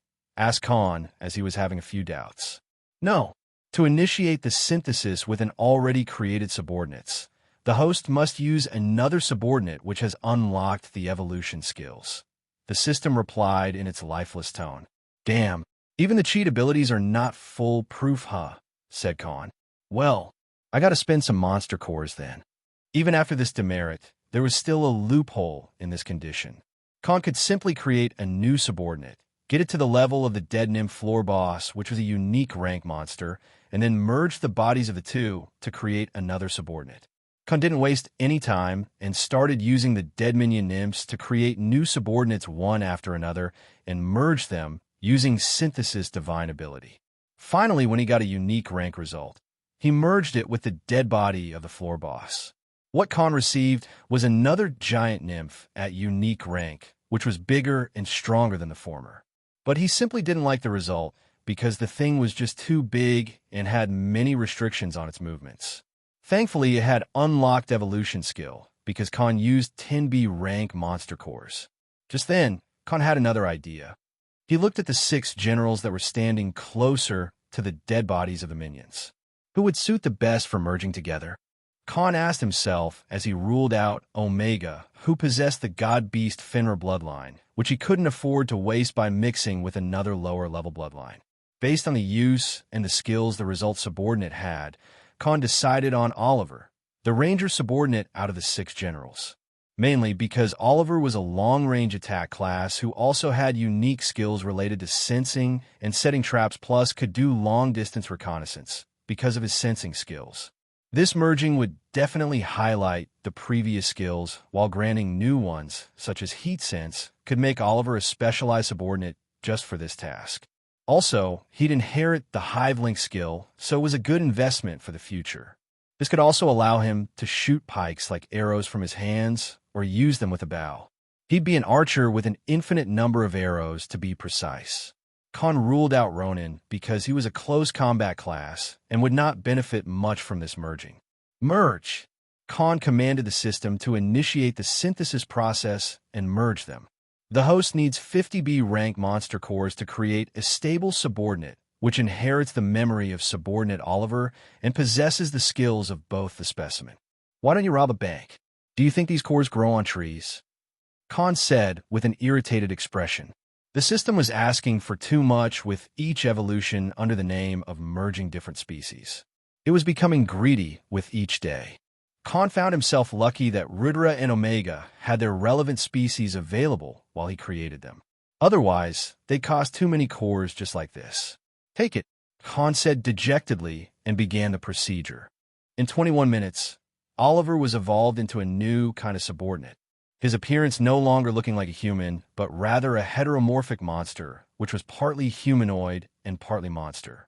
Oliver's new appearance differentiated from his original appearance in many ways. Now, he had 6 long, pike-like legs coming from his back, his legs having multiple spikes on them, and his height close to 4 meters in height than his previous 1.7 meter. The face and head no longer belonged to a human, but a skinny and bony skull that would give young children nightmares in their sleep. Thankfully, he still retained his eyes. But most importantly, Oliver was now a half-lord rank monster, with a variant species named Bertor and had unlocked evolution skill. Khan didn't expect this result, but accepted it as there were going to be many of such experiments in the future. He started creating new subordinates without naming them, simply to make up for the numbers and save monster cores. In just 2 hours, he finally stopped after creating around 50 new subordinates, which were stronger and bigger than the nymph minions. From now on, all of those I created just now will be part of a small group, which will grow in the future with new subordinates. From now on, all of you are one and the same, and I shall call you the Legion, said Khan as he folded his hands together. Plays historical background music. The day was coming to an end and the night was on its way. Khan returned to the city and visited the same bar like he did yesterday. After speaking the code, Khan met the Snakekin again. Have you brought what I asked you? Yes. I gathered all the known incidents, both official and unofficial ones, and many that were buried under the rocks in the past 5 years. I divided them into 3 different books. One for normal criminals like murderers, rap *ST, thieves and bandits. Second for the nobles and their relatives who abuse their name and family backgrounds to kill, massacre, and even abduct women and children for their sick fetishes and torturing. The third one has influential people in government and military, including high-ranking soldiers, lieutenants, and even law enforcement officials like lawyers and judges who have abused their position and authority for personal gain and did favors to rake in money. The Snakekin spoke and sighed in regret. I had to spend most of the money you gave me yesterday and pull in a lot of connections, you know. This was far riskier than any other intel gathering job I've ever done. If I was caught, I'd be hanged publicly by tomorrow evening, said the assassin as he remembered how he played with fire today, because the information was too sensitive and had many influential figures involved in the list. Great job. I didn't expect any less from you, said Khan and pulled out another bag of gold coins. Consider this as your reward for extra efforts you made. And tell President Solomon that I'll be delivering the heads in much higher numbers very soon, said Khan as he smirked. Kid, you're not into some kind of warrior of justice bullshit, right? Asked the Snakekin with a cautious expression on his face. Well, you'll see soon. Khan grinned and left the bar. The sunrise came, and the next day started with a pleasant morning. But unlike the usual cheerful times where people started their day off, the Flavit City was currently in chaos, and more people kept gathering around various squares and parts of the city in groups. What shook the entire city was dozens of bodies impaled on the walls, one in each street. Rather than the dead bodies, what scared the people the most were the words written on the walls using the very blood of these people. Every sinner shall pay for their crimes, for the judgment is nigh. Khan yawned as he finally opened his eyes after a decent sleep. He quickly freshened up and went to the canteen for breakfast as he woke up a little late than his usual time. Khan heard whispers amongst the people that were sitting on tables in groups, many speaking so quietly that one could not even make out any words. However, this wasn't the case for Khan, who had incredible hearing senses. So, what did you hear? All the dead bodies belonged to criminals who had records of violent acts, but were never arrested due to lack of evidence. I say this guy is doing good work, said a young man in his 20s. Go my ass. That's just another serial killer on the loose, acting like he's some kind of hero. I say soon he'll start killing innocent citizens as well. The city security should find him as soon as they can, said another long-haired man in disagreement. Guys, don't forget how swiftly all of them were killed. Not a single one of them even saw it coming and died on the spot with those hard spear-like things. Some say those belong to dungeon monsters, said another member of the group who seemed to be shook and scared. What are you worried about? Didn't it say that only sinners will face the judgment? Tell us, what crimes did you do? Said the second guy, and taunted his friend. Khan then focused on the gossips amongst the crowd and found that almost everyone in the city was now aware of the situation. Security guards and law enforcement authorities were also searching for the killer. Khan ate his breakfast indifferently, as if this sensational news didn't bother him at all. He soon returned to his room and took out a book from his space ring. It was one of the books the snake and assassin had given him. He opened the book and read the contents again. A true professional indeed, said Khan as he praised in amazement. Khan took a pen that was on the study table in his room and crossed out 12 names on the list. What the book contained was nothing else than the names, addresses, habits, known routines, and places these people visited on a regular basis. The names of the people Khan just crossed were none other than the dead people that were killed and impaled on the walls of the streets of Flavit City. And as for the killer who committed these acts of wanton murders, it was none other than Khan himself. Yesterday night, as soon as Khan received the intel from the snake and assassin, he was shocked by how detailed the report was. And after reading the names and areas where these people usually lived, Khan decided to use the dark night to his advantage and decided to finish off these people, which had many humans and demi-humans. Khan used Shadow Walk and Extension to finish off the targets without getting noticed by anyone. As for the people Khan killed, not a single one of them was a saint. Some had killed, some had rap asterisk D women and even young girls under 18 years, and some even killed the victims after they did the crime. But all of these people were declared innocent due to lack of evidence and witnesses. In some cases, the witnesses disappeared overnight before the hearing itself. The first book was completely filled with this information. Every page had one of such individuals and all the details on them. Khan's blood boiled after reading the list of these criminals and how they were roaming free, and who knows how many more innocent lives were ruined or taken by these monsters. At the end of the day, Khan was part of human civilization where human rights and equality were stressed upon. Fair justice was practiced no matter which part of society you came from. But in this new world he was living in, it was only in name. You can get away with anything as long as you have money, authority, and background to make these things go away. Just like the saying went, the biggest sin of the weak was allowing themselves to stay weak. The Elric of previous life would have been enraged and would go on a killing spree with his current strength and abilities, but the Khan of this life was a completely different person than the previous him. He was no different than these killers himself. He killed for achieving his goals like the monsters he hunted in the forest, like the bandits he killed to save the merchant caravan and get out of the forest, or the Groundhog Adventure team he killed without flinching because they were part of his contract. This was a world where law and justice didn't apply to you as long as you held power and authority. It was a world where the strong preyed on the weak. Khan purely acted based on self-preservation. He didn't trust a single soul in this world other than himself. And thanks to the Somirs he inherited, which changed his personality and demeanor to some degree. He would not be swayed by his emotions and act rashly. He didn't mindlessly kill, but he also didn't mind killing anyone who stood in his way. The reason why he chose to put up a display of justice and wrote those words with blood on the walls was to send a message to the entire city, to create a foundation of his new persona he was going to introduce. Khan went to meet Nicola as soon as the office hours were up. "So how much did I earn?" asked Khan to the old man about his earnings from the materials and things he sold yesterday. "Take a look yourself," said the old man, and tossed a high-grade space ring to Khan. "That's for all the materials you gave me yesterday. The list was quite big, so it took some time. This is the most reasonable price I can give you. And by the way, the ring is on the house," said the old man, and chuckled.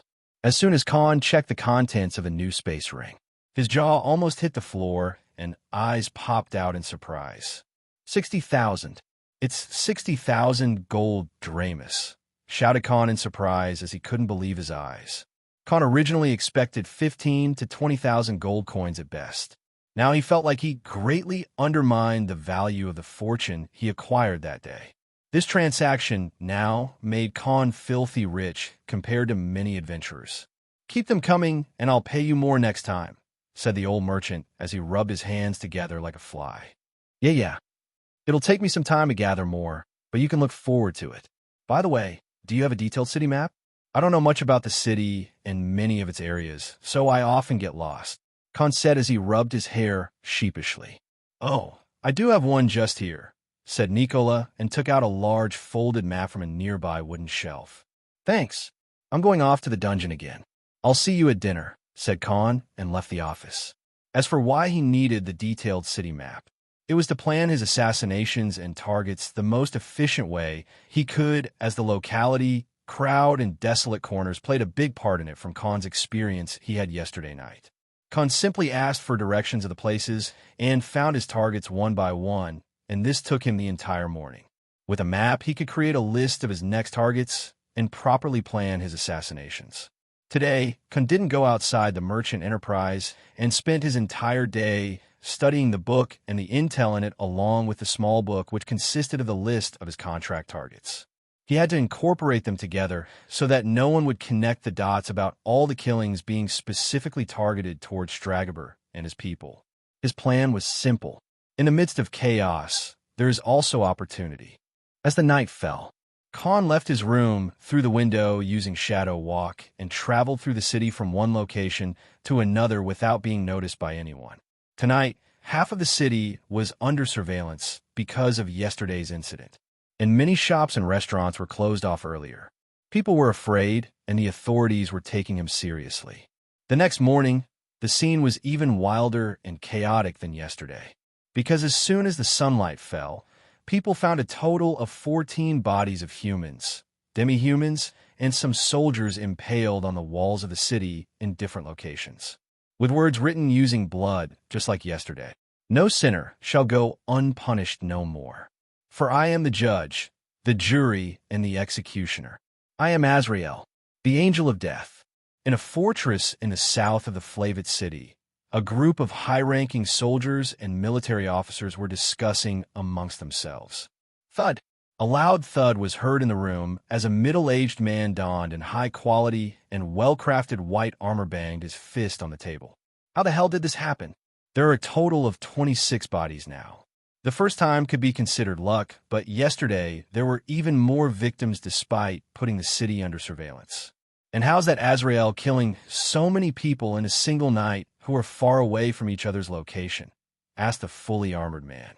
"Captain Nordak, we think that it's not done by one person, but an entire group, because the way these murders were committed without causing any commotion or alerting a single guard on duty. Even if he is an assassin, it won't be easy to kill so many people in a single night. Besides, one would need to be a mage to create a silencing barrier to prohibit any noise to leak out of the scene, and an experienced assassin to land the killing blow by surprise," said one of the elderly men sitting on a chair next to the captain's table. Suddenly, a young black and long-haired woman interjected. "If I may, Captain, we found that there was no sign of struggle at the crime scenes. It was just one quick attack to either heart or neck, and that too came from the front and not the back. All the cases indicate that the victim actually saw the killer coming in front of them, and still they died without a chance to resist at all," said the woman. "Lieutenant Beatrice, if what you say is true, then we have a problem. The killer may be someone extremely experienced at killing and also is too strong. Maybe at the peak master rank. For now, he's only killing the low-life criminals. But if this continues, everyone in the city will laugh at us. And you two know what will happen if Commander decides to intervene," said the captain of city guards. The lieutenant's face turned grim and looked horrified just by the mention of their commander. "Yes, Captain, I'm tightening the security and adding 100 more soldiers. But I want to suggest that we put on a curfew at late night," said the black-haired woman, "and create panic as well as mass hysteria. Doing it will only give this guy more attention and acknowledgement from the people. Pretty sure this psycho only wants reputation, just like all those nut jobs we've dealt in the past, said the captain, and refused firmly. I'm giving you the authority to control our specialized assassin squad and spread them in the city as you see fit. I will try to convince the upper management that everything is under control in the meantime, said the captain, and issue an all-out hunt order for Azrael. Anyone offering reliable intel on him would be rewarded with 5,000 gold dramas, ordered the captain. Understood. I will not disappoint you, sir, said the woman, and saluted. On the opposite side of the city, a man was stuffing his mouth with delicious barbecued meat and aromatic wine. The nearby people were looking at this man as if they saw a filthy beggar eating in a restaurant for the first time. More. Bring me your other special dishes, ordered the young man, and gulped the wine. It was none other than Khan, who was eating in a high-end restaurant without any restraint or table manners. He was now filthy rich after yesterday's transaction with Nicola, so he naturally wanted to celebrate it, and hence came to this high-end restaurant, which was comparable to a five-star hotel on Earth. The food was beyond anything he ate in his previous life. Everything was so perfect and well-cooked while savoring the flavor of the base ingredients. It was so delicious that Khan forgot about holding back and ate like a hungry wolf. After yesterday night's performance, the name of Azrael was the talk of the entire city. No matter where he went, everyone was talking about the newly committed murders. To some, Azrael was a hero, while to others, he was nothing but a psychopath using the name of justice to seek attention and gain fame. As for Khan, the real Azrael, he was just happy by the fact that he killed 3 more people from his contract yesterday night. 3 of them often made business deals with Stragaber's family and played a major part in the family's income source. This was like hitting a nail right in the center of your eyebrows. To make matters worse, Khan also looted all the fortune these people had stored up in their space rings, treasury, and warehouses. His current worth was 83,000 gold coins. And that's why Khan was spending money in such a frivolous manner. He was certain that his current worth would make him one of the top 500 richest people in the city. Since Khan was no Robin Hood, he didn't feel guilty after looting his targets and keeping all the money to himself, because in the near future, he would be needing a lot of money if he wanted to establish his reputation and authority among the top-ranking people in the city. By now, according to the rumors that spread in the city, Azrael was actually a vengeful ghost of a man who died because of such criminals and never received justice in the city. Some saying that he was a savior who was going to get rid of all the criminals one by one. Many of the common folks were already seeing him as a hero because it was the normal citizens who were affected by the crimes and oppression the most. So finally, someone taking out the scum of the society gave them a lot of relief instead.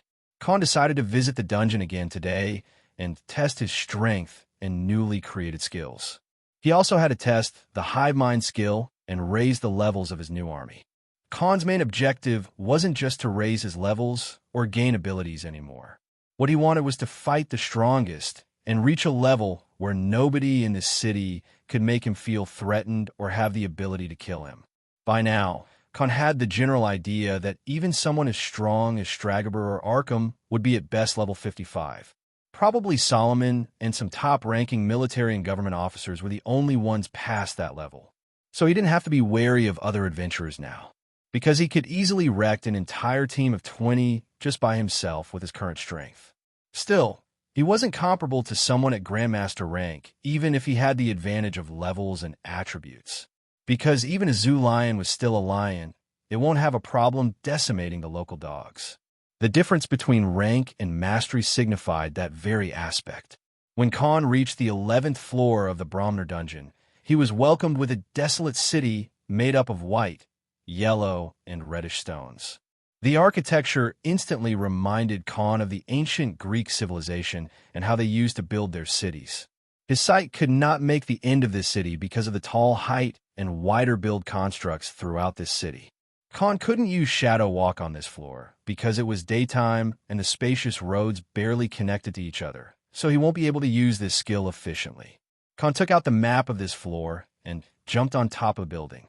Due to his abilities and now raised levels, It was no different than making a normal jump for Khan, even if the height was 10 meters tall. Khan ran and jumped from one building to another without making a sound, and finally came across a group of the inhabitants of this floor. Khan was amazed at the build of these resilient and incredibly strong creatures who had wiped out hundreds of teams in the past 3 decades, and barely 10 teams were able to clear this floor. Because the creatures in front of Khan didn't just have giant bodies. They also had incredibly thick hide, blunt weapons in their hands that could sweep 3 to 4 people in a single swing. The defensive abilities and physical resilience towards magic these creatures had made it incredibly hard to hunt these monsters, even if you had a large number of people with you. Every step taken by these massive monsters sent waves through the ground and shook the surrounding with their stomps. As for the description of these creatures, 7-meter tall body, bare-chested and arms as big a tree trunk, 2 sturdy and pointy horns with a head, legs, and hooves of a bull. The creatures that stood in front of Khan were none other than the nightmares of every adventurer. The Minotaurs. The group of 3 giant Minotaurs was keeping a guard on the city streets and taking a stroll to keep an eye out. Khan was crawling on top of a building roof, trying to avoid the gaze of this group. He was currently thinking of a plan to take out these Minotaurs one by one. Every single one of these creatures was too big in size and also had highly defensive abilities that made it even harder to kill. Soon, he noticed a pattern between these Minotaurs. One would check the end of the street, while the other 2 took turns in checking the other end. Khan was waiting for an opportunity to take out the one who would be alone in the middle of their guard post, so he could distract it when the others were away. A few minutes later, when the one Minotaur was alone while the other 2 went to check the ends of the street as part of their routine, Khan jumped down and hid behind a big and sturdy stone wall. Phew! Khan whistled, and the Minotaur on the guard finally felt like it heard something. And just as Khan had expected, it followed the noise. Khan had merged himself with the shadow behind the wall using Shadow Walk, so the giant monster didn't notice him. As soon as its back turned towards Khan, he jumped out of the shadow, and from his own shadow, 3 more figures jumped out the next second. Unlike before, Khan no longer needed to verbally command his subordinates to come out of his shadow.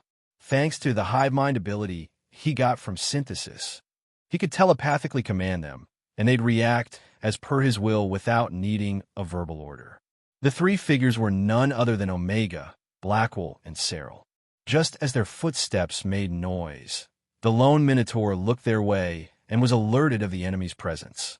It roared loudly and stomped its leg on the ground, trying to alert the fellow guards. But it noticed that even after its roar and heavy stomp, there was no sound coming out from its mouth or a single vibration from the ground. Just then, it noticed Cyril, who had a black mage staff in his hand and a faint blue barrier surrounding their location. Silence Barrier. It was a mage-exclusive skill that could only be performed by an intermediate rank mage. Cyril, who was created from the bodies of a mage and summoner class, had inherited this skill. The moment they jumped out of the shadow, he had cast the Silence Barrier and removed any sound from their surrounding. The Minotaur roared again, albeit producing no noise. Omega and Blackwell charged at this lone Minotaur and clashed with it using their bodies. Blackwell used his Knights Taunt and Templars to enrage the giant bull creature and banged his sword on the big shield he was holding in his left hand. The Minotaur was instantly enraged and focused its attention. Omega attacked with his sharp claws on its legs, trying to make it fall on the ground. The Minotaur quickly swung the giant wooden club it had to guard against the attack. Blackwell used the Knight's charge and hit its back and throwing it out of balance. Omega, on the other hand, used this opportunity and used Shredder Claws on its head to disorient it and blur its vision. The Minotaur lost its balance and fell on the wall on its right-hand side. Thanks to the Silence Barrier, not a single sound was heard.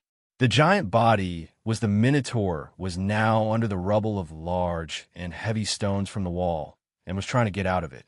At this very moment, a small figure of a man jumped on its chest, and a jet stream of greenish liquid was thrown in the eyes of the Minotaur, instantly melting them away as the poison went inside its brain, and only the lifeless body of the Minotaur was left lying under that rubble.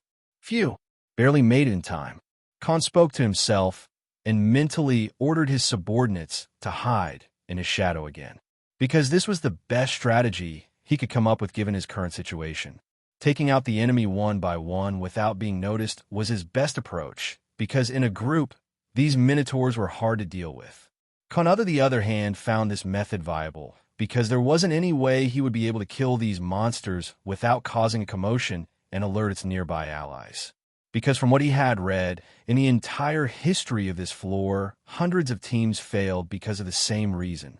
Just one minotaur was strong enough to take on 5 to 6 people by itself, and they'd always create loud roars and noises during a fight. And as more minotaurs joined the fight, the more difficult it would be to kill them. Even an intermediate master rank swordsman like Khan would have a hard time killing a single one of these creatures in a one-on-one fight. So Khan used the numbers and his strong fighters to catch it off guard and deal damage while using Silence Barrier to prohibit any sound leaking out so no enemy would be alerted. He too could cast a Silence Barrier, but it needed the caster to stay at the same position and put all of their focus on keeping the barrier functioning. Hence he used Cyril for this job, while he dealt the finishing blow with his Poison Acid, which can quickly take out a fallen enemy in a matter of seconds. The Grandmaster rank Poison Acid ability he had gained after absorbing the legendary Somer's body indeed lived up to its reputation. Khan soon noticed that the other Minotaur was coming back from its stroll, and now he didn't have any more time to absorb the body and abilities of this dead Minotaur in front of him. Khan repeated the same process for the remaining Minotaurs on guard, and caught them off guard just like this one. Soon he had 3 dead Minotaurs in front of him. He started using ability absorption divine ability on these bodies and absorbed their abilities and skills. System, show me the abilities and skills. Khan commanded the system to check the new skills. The host has acquired the following abilities and skills. Magic Resistance, D rank, passive, allows the host to create a physique resistant towards magical attacks and damage. Health Recovery, C rank, passive, enables the host to recover the health at a small rate. Minotaur Might, D rank, active, greatly increases the host's physical strength for 20 seconds. The host has acquired the Minotaur Bloodline. Current Bloodline Purity, 8%. I guess the small fries are small fries in the end, said Khan, and put his hands on the remaining 2 dead bodies of the Minotaurs. Merge, Khan ordered and started the synthesis. I'm just 3 minutes. He welcomed a new ally who was a meter taller and twice stronger than its predecessors. You're now part of the Legion, said Khan, and the new subordinate bowed in front of Khan and entered inside his shadow. For the next 5 hours, Khan covertly repeated the same process on the small groups of Minotaurs he found and killed them one by one, whittling down the enemy numbers. He now had 30 Minotaur subordinates in his Legion. All of them were elite rank monsters. He didn't use them to create another bigger or higher species version because he simply had no interest in spending his cores on small fries. He wanted to catch a big fish and then use these fodders. As per the old records, there were nearly 80 Minotaurs on this floor, and Khan had killed more than 60 of them. He was completely focused and committed, while his sheer will didn't let him become overconfident and make any mistake. Khan now hid amongst the broken and fallen buildings in the city and looked at the end of a big coliseum, no different than how ancient Rome had those gladiator fight arenas. And at the end of it, there was a giant throne made of fur and bones of the fallen Minotaurs. Currently, some sort of competition was being held amongst these monsters, and they were killing each other with their weapons and bare hands, even using their giant horns to pierce through the hearts of their opponent. Khan realized one thing, that these monsters were fighting to decide who was the strongest amongst themselves. At the end of the competition stood a red Minotaur who had a metal club that had multiple spikes as its weapon. It then roared and shook the entire arena with its mighty scream in victory. The next second, however, it pointed the weapon at the giant Minotaur who had a giant battle axe lying next to its legs. The Minotaur in the arena was now openly challenging the one sitting on the throne, as if trying to contend for the position of the king. The giant Minotaur sitting on the throne snorted in anger and grabbed its battle axe and a giant shield and straight up jumped inside the arena grounds. Boom! A big cloud of dust was released, and the entire arena shook from the ripples of waves as soon as the reigning king of the arena jumped inside the battlegrounds and stared at the challenger with eyes full of rage and contempt. Khan could feel the pressure even from a mile away. Based on his experience from fighting and facing monsters and people, Khan quickly understood the level of this yellow minotaur. It's a Lord-rank floor boss. An extremely fierce battle was happening at the moment inside the arena, and the surrounding minotaurs were cheering and banging their weapons on the ground in support of their favorite fighter. Some of them even started infighting with the supporters of the other side. Khan was astounded by the strength and merciless fighting style of these contending minotaurs, especially the reigning champion of the arena, because unlike all the minotaur he had seen so far, it was far brutal, more intelligent, and extremely well-versed in the fight. It always defended itself properly and intentionally let out openings just to reel in its opponent to attack. That way, it would quickly throw it off balance and make a powerful strike of its own. The red minotaur, however, was no weakling. The ferocious attacks did give it an edge in this fight to the death. Khan didn't dwell on looking at this battle and quickly started luring out the remaining minotaurs using the overly noisy arena as a way to kill the enemy. So many will not notice that their comrades went missing one by one. Finally, the result of the match was in front of everybody. The seat of the champion would still be held by the yellow minotaur. Rare loudly roared the minotaur and banged its chest with fists and displayed its strength and authority. The battle was indeed a very close call, and the yellow minotaur had won by throwing its shield on the opponent at the critical time to disorient it, and then swinging its giant battle axe to cut the head of the opponent in the end. Clap, clap, clap. Nice. Thanks for being such a showman, joked Khan as his voice spread in the entire arena. He was currently sitting on top of a slab-like structure just above the throne of the yellow minotaur. A human? How'd you get inside here? Growled the minotaur. Don't worry. I made sure no one disturbs our little chat, spoke Khan without any worries. He wasn't surprised to see the minotaur speaking, because even the half-lord rank silver kobold spoke, so why couldn't a lord rank minotaur? The next second, he jumped inside the arena and stood before the giant yellow minotaur, taking his sword out of his space ring and pointing it towards the reigning champion. Care for a battle? Asked Khan and let out a slight smirk. Ha! You seem quite foolish for a human, even though I don't need it. Can't you see that you're surrounded by me and my kin? How do you plan to leave this place alive? Ha ha! Bellowed the minotaur in mockery. The fellow minotaurs then started laughing and grumbling as well. I guess you're right. How about we make sure that no one disturbs us? Proposed Khan, and suddenly dozens of black figures started jumping out of his shadow. Thud, thud, thud. One by one, many giant figures landed on the ground of the arena and started filling in this wide space, which neared about 200 meters in total length. What? What is this? Shouted as the Minotaur boss saw Khan's army of pitch-black soldiers. Omega and the 6 generals being the spearheads of this group. But what shocked it the most was seeing nearly 40 of his own kin mixed in this army. Khan walked in the front and stood like the leader of this army. Don't worry, they're not for you. They're for them, announced Khan.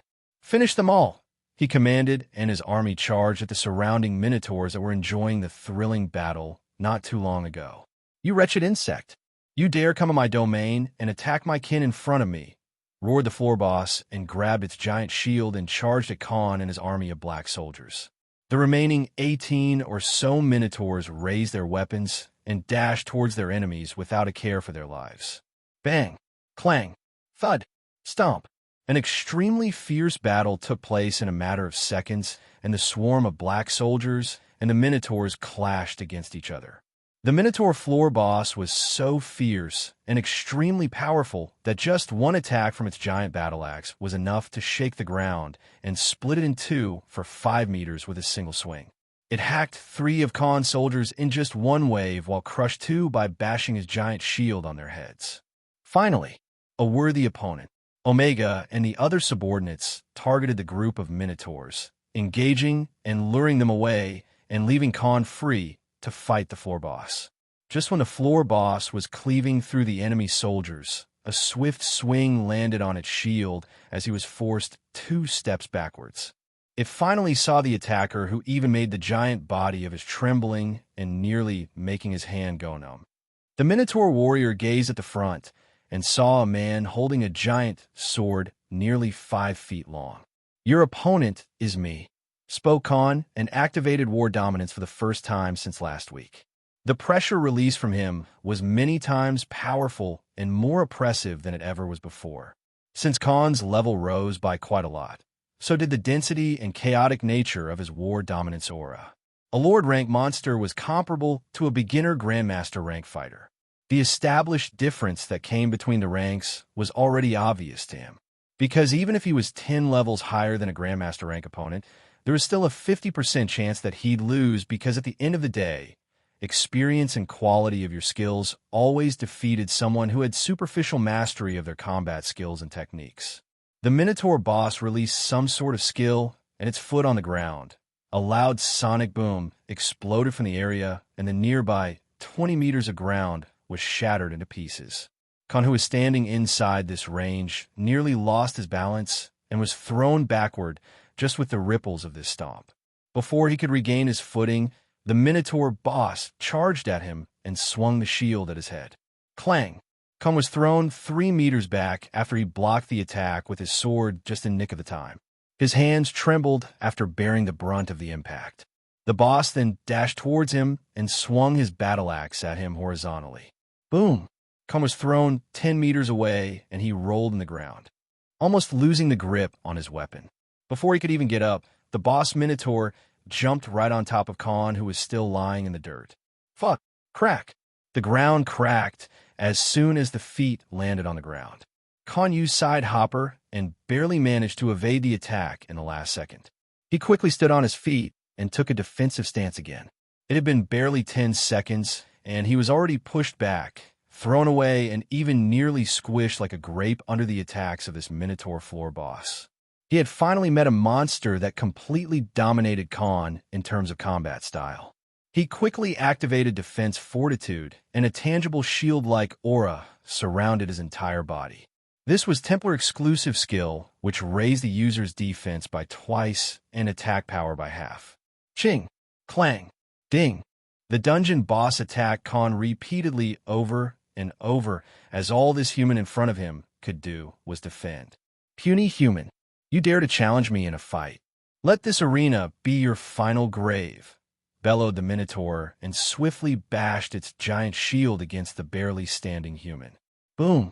Khan's entire body was thrown against the nearby wall, and he caved in pain.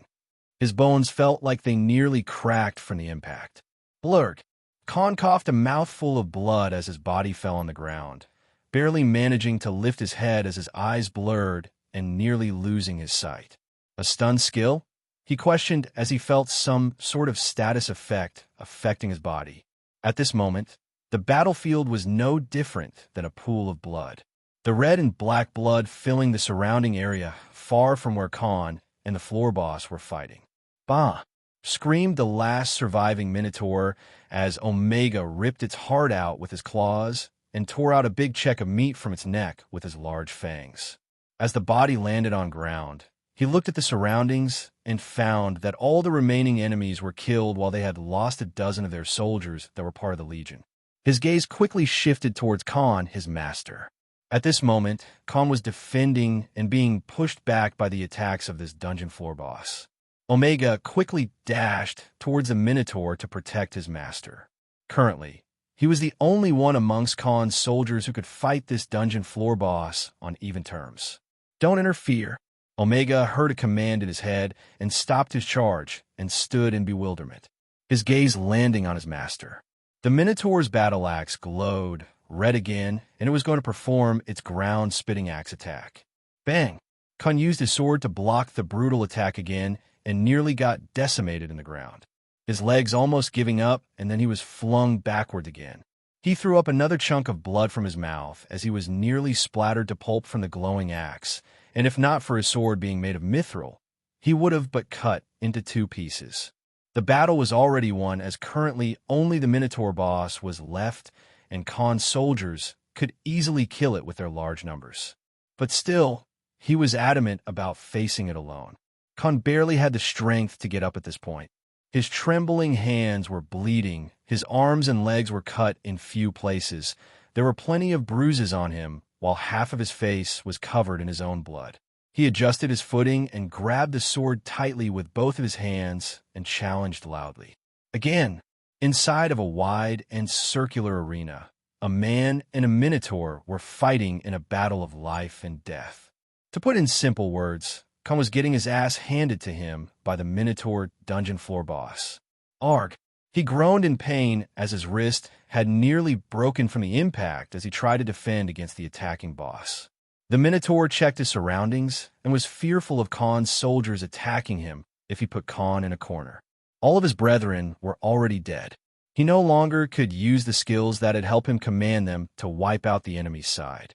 And none were coming out from the city either, because Khan had already killed them all one by one and very covertly. And because of this, it wasn't certain that it could survive. So running away was the only reasonable choice for it. Don't worry, they won't attack you.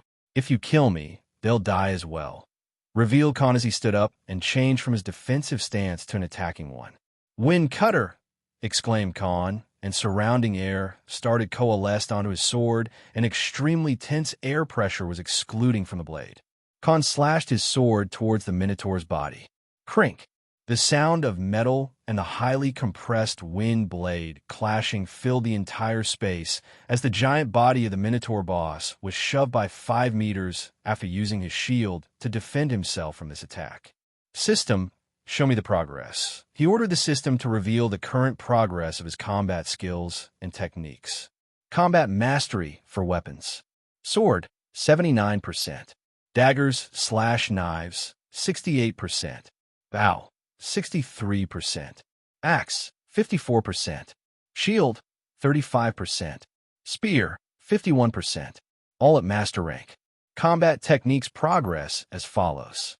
Wind cutter, 23%. Deflect/parry, 37%. Sword blade, 29%. Lacerate, 13%. Pincer, 21%. Mastery progress for skills as follows. Shadow Walk, 93%. Firestorm, 53%. Defense Fortitude, 89%. Author, Khan already used and practiced the last 3 weapons during his training period of 1 week in earlier chapters. Ugh, not enough, spoke Khan in charge of the floor boss and taunted it to attack again. To be correct, it was more like he was intentionally getting attacked and defending against the Minotaur boss as he wanted to improve his mastery in his defensive skills first. As the battle went on, and Khan used many of his defensive skills, including the Knight and tempo defensive skills, to block the attacks from the enemy. With more time being spent being on the defending side, his mastery of these skills was rising at a fast pace. Because the enemy was stronger, and secondly, because it was fighting for his life. If Khan died, the floor boss will live, so it didn't hold back in its attacks. This was an experience Khan couldn't possibly get from any of the battles he had so far, because his enemies didn't want to kill him. His instructors that trained Khan a week before didn't fight him at their best. Even the sparring test with Arkham was inadequate, as he was only trying to test Khan and not kill him. The main reason why he was choosing this floor boss to practice them was because it had sentience and was well versed in the art of war. It used every skill it had to completely decimate Khan in the ground and knew when to land a killing blow and when to defend. So it was the best choice for him to build an actual combat experience and foundation, because even if he trained and improved his weapon mastery and combat techniques mastery, it would never be comparable to the benefits and experience he was getting from this real and overwhelming fight. Because a Lord rank monster was no weaker than a beginner Grandmaster rank enemy. Are we done? Asked Khan to the system. Yes, all the defensive skills the host currently possesses have reached 100% proficiency and their rank can be evolved. Some skills have met conditions to be merged using synthesis. Good.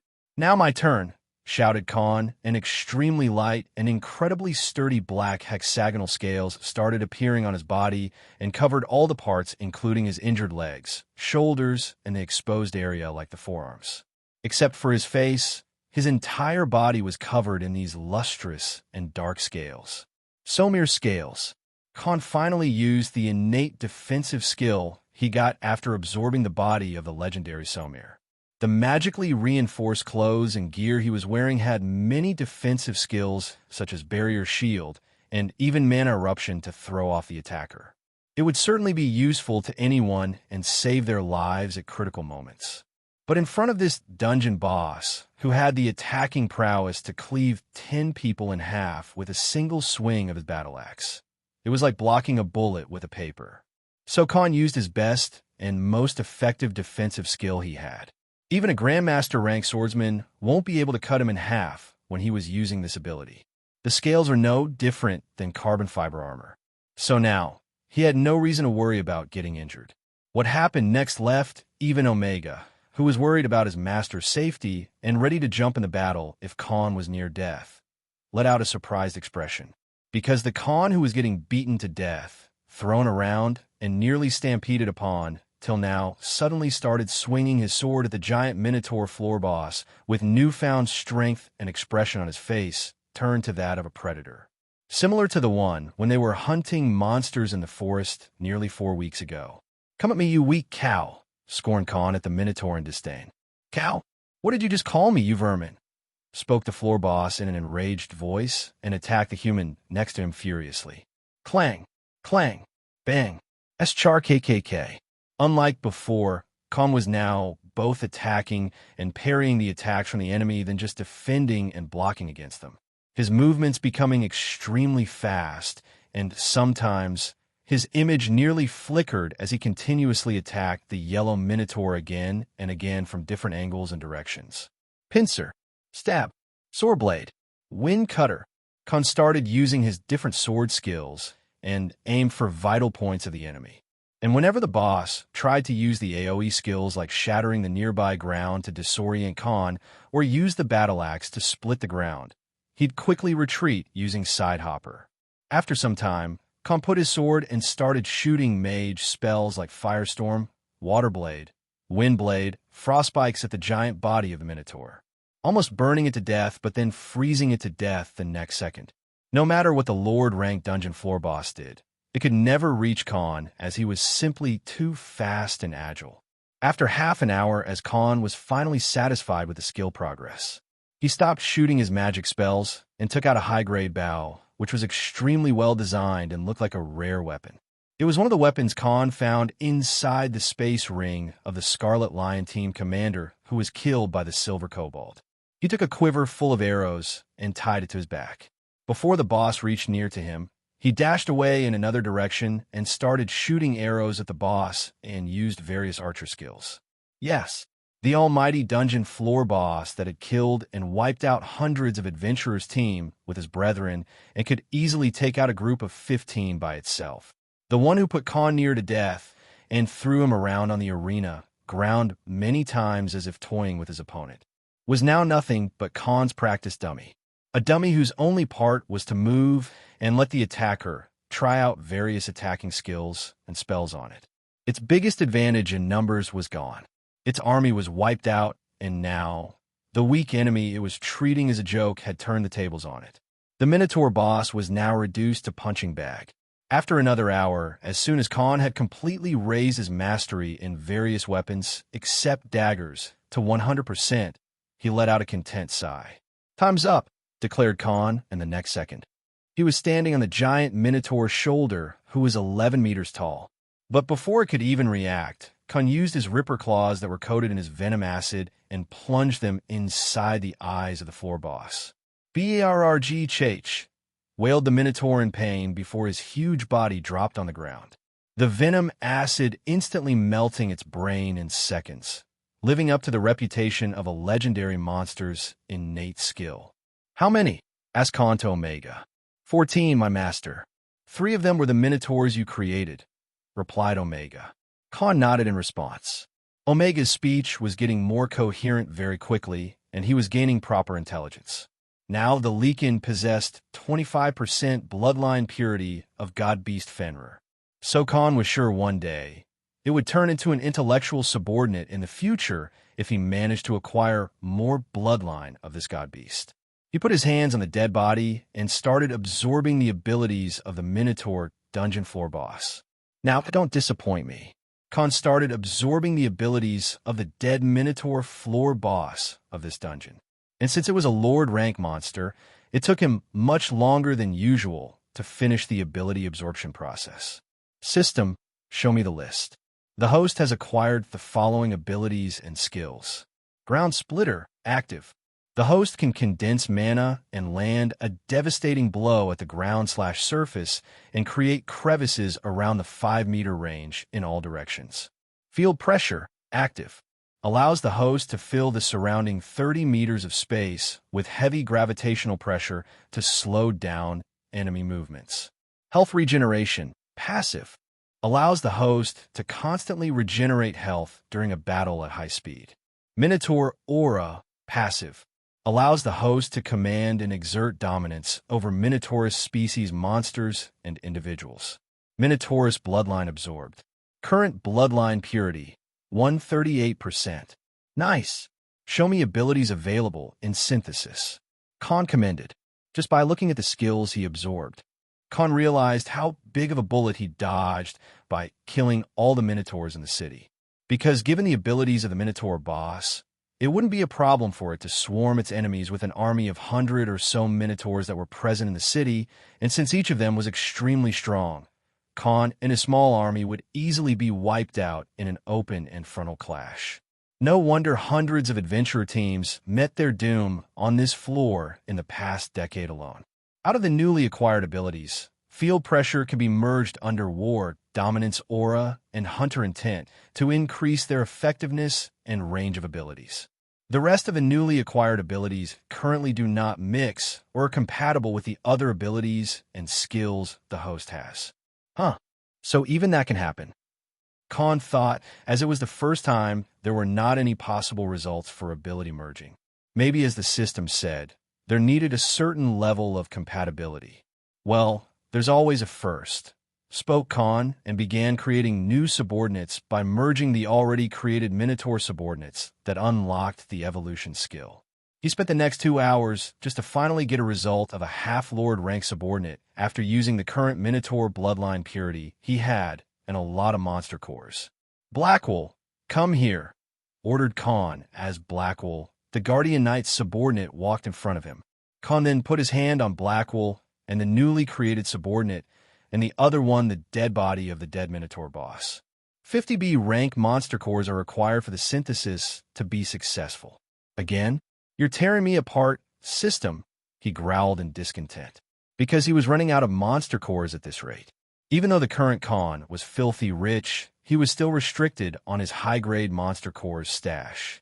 And recently, the system was asking too much of these cores for evolution to succeed. First it was Omega, then Oliver, and now Blackwell.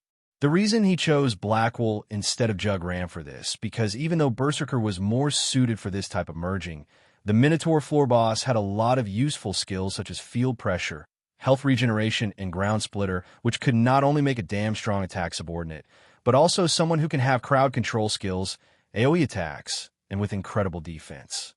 That was basically the definition of a great tank in a team formation. Because even Omega was only good at dealing damage and dodged quickly with his abilities and stats, but his defense was average at best. And a team formation never works if you don't have a strong and powerful tank who can bear the brunt of devastating attacks and hold the line while other team members do the damage and chip out health from the enemy target. After spending an hour, the evolution for Blackwell was finally complete. Now he was even firmer, broader, and the 3-meter Guardian Knight was now 12 meters tall, more ripped in physique than the original body of the Yellow Minotaur. He didn't have a snout like the Minotaur, but a human face and horns were coming out of his head. Blackwell retained his human appearance, but his eyes completely turned red with no iris in them. Show me his stats. Following are the statistics for the subordinate named Blackwell. Name, Blackwell. Species, Sega Minotaurus, variant Minotaur. Evolution skill unlocked. Level can be upgraded through eating other monsters and cores. And rank can be upgraded with higher and purer bloodlines of the same species. Rank Lord. Level 58. Strength, 320. Agility, 210. Dexterity, 220. Defense, 658. Mana, 130.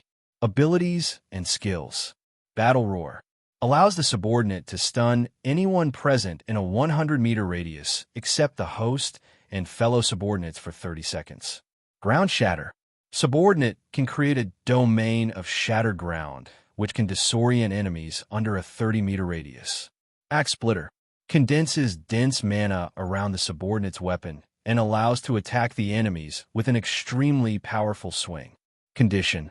Only applicable on a battle axe weapon. Defense Amplifier. The longer the subordinate defends against an enemy, the more defense will increase in a set amount of time. The subordinates can also grant twice the defense for 5 nearby subordinates. Health Reserve. When health is closer to depletion, allows the subordinate to instantly recover 30% of maximum health. Khan gasped in bewilderment. Too strong. Blackwell was now too strong. Plus, he gave a lot of defense buff to other teammates as well.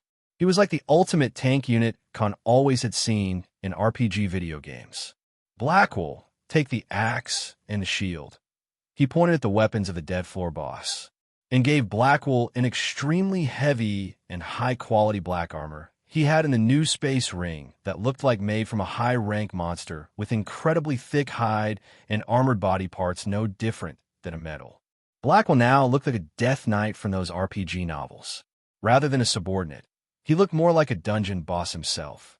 Author, reference arts for Blackwell into the chapter comments. After letting out a content sigh, Khan moved to the remaining 5 or so dead bodies of the Minotaurs they were still intact and started cutting them in various places with his sword, making deep injuries. After he was done, he put them in his new space ring. He didn't spend time creating new subordinates. Rather, he had a use for these. It was already close to the evening when Khan returned to Flavit City. But rather than going back to his current accommodation, Khan decided to visit the Adventurer Association. And as expected, he met with Malcolm first on the counters. The hall was currently full of hundreds of people who were returning from their hunts and submitting their quests and other commission works to receive their pay. Haven't seen you in a while, kid. Thought you were already killed inside a dungeon. Ha, joked Malcolm as he was pleased to see Khan alive and kicking. Unlike certain someone here, I'm too young to die. Replied Khan sarcastically. Say that again. Malcolm's eyes turned somber. Nothing. I just wanted to sell some monster bodies to the association. They're all intact, so we'll need your people to carry them. How many? And how big can they be? Asked Malcolm curiously. Why don't you see yourself? Said Khan and walked into the center of the hall. All of you listen. I need you to quickly move away and leave the middle of the hall empty. Don't say I didn't warn you, loudly shouted Khan and instantly gathered the attention of hundreds of people standing in the main hall. Oi, who the fuck do you think you are? Shouted one of the people in the hall. Nobody listens to warnings anymore, I see. Mumbled Khan as activated his war dominance aura, quickly filling the entire hall under an extremely fierce and dense aura. Khan noticed that the gravitational force exuded by his aura was now 50 to 70% more than before. He realized it was because he absorbed the skill of the Minotaur boss. People started to stumble on their steps, and some even fell right on the ground because they simply couldn't handle this pressure. Khan now looked extremely domineering, as if a tiger was standing amidst a group of rabbits. He wasn't releasing any killing intent, but everyone felt like they were currently facing the Grim Reaper itself. He quickly deactivated the aura and spoke again. Do I need to elaborate myself again? The surrounding people in the hall quickly cleared off the middle of the hall and stood on the sides like obedient children. Because at the end of the day, the one with the biggest fist made the rules. That was exactly the type of life they lived in this profession. Kid, what exactly did you bring? Malcolm asked as he was unaffected by the aura, since Khan specifically did not let it affect the middle-aged receptionist. This, said Khan, and raised his hand upwards, and a giant body of horned creature came out and landed in the middle of the hall. Thud! Speechless. The entire crowd was shocked. Even Malcolm felt like he had lost his ability to think. A minotaur? It's a goddamn minotaur. Finally, a veteran adventurer among the crowd shouted in surprise. Kid, where? Did you find us? Malcolm asked as his mouth stuttered in shock. What do you mean by finding it? I killed it, replied Khan with a grin on his face. Don't lie, brat. No one can take down a minotaur alone. You need 5 to 6 people to kill one. Either you already found a dead minotaur on lower floors, or you killed it by luck, bellowed a mage in the crowd. By luck, you say? Then how about this? Smirked Khan and used his space ring again. Thud! Another giant body of a minotaur dropped as hundreds of people present in the hall gasped in surprise. Thud! Another one! Thud! Another one! What the fuck? Screamed a tigerkin in the crowd. Thud! DJ Khaled, another one! As the 6th dead body dropped out of his space ring. Khan finally stopped and looked at Malcolm and asked in a smug voice. So, do you have enough money to buy them?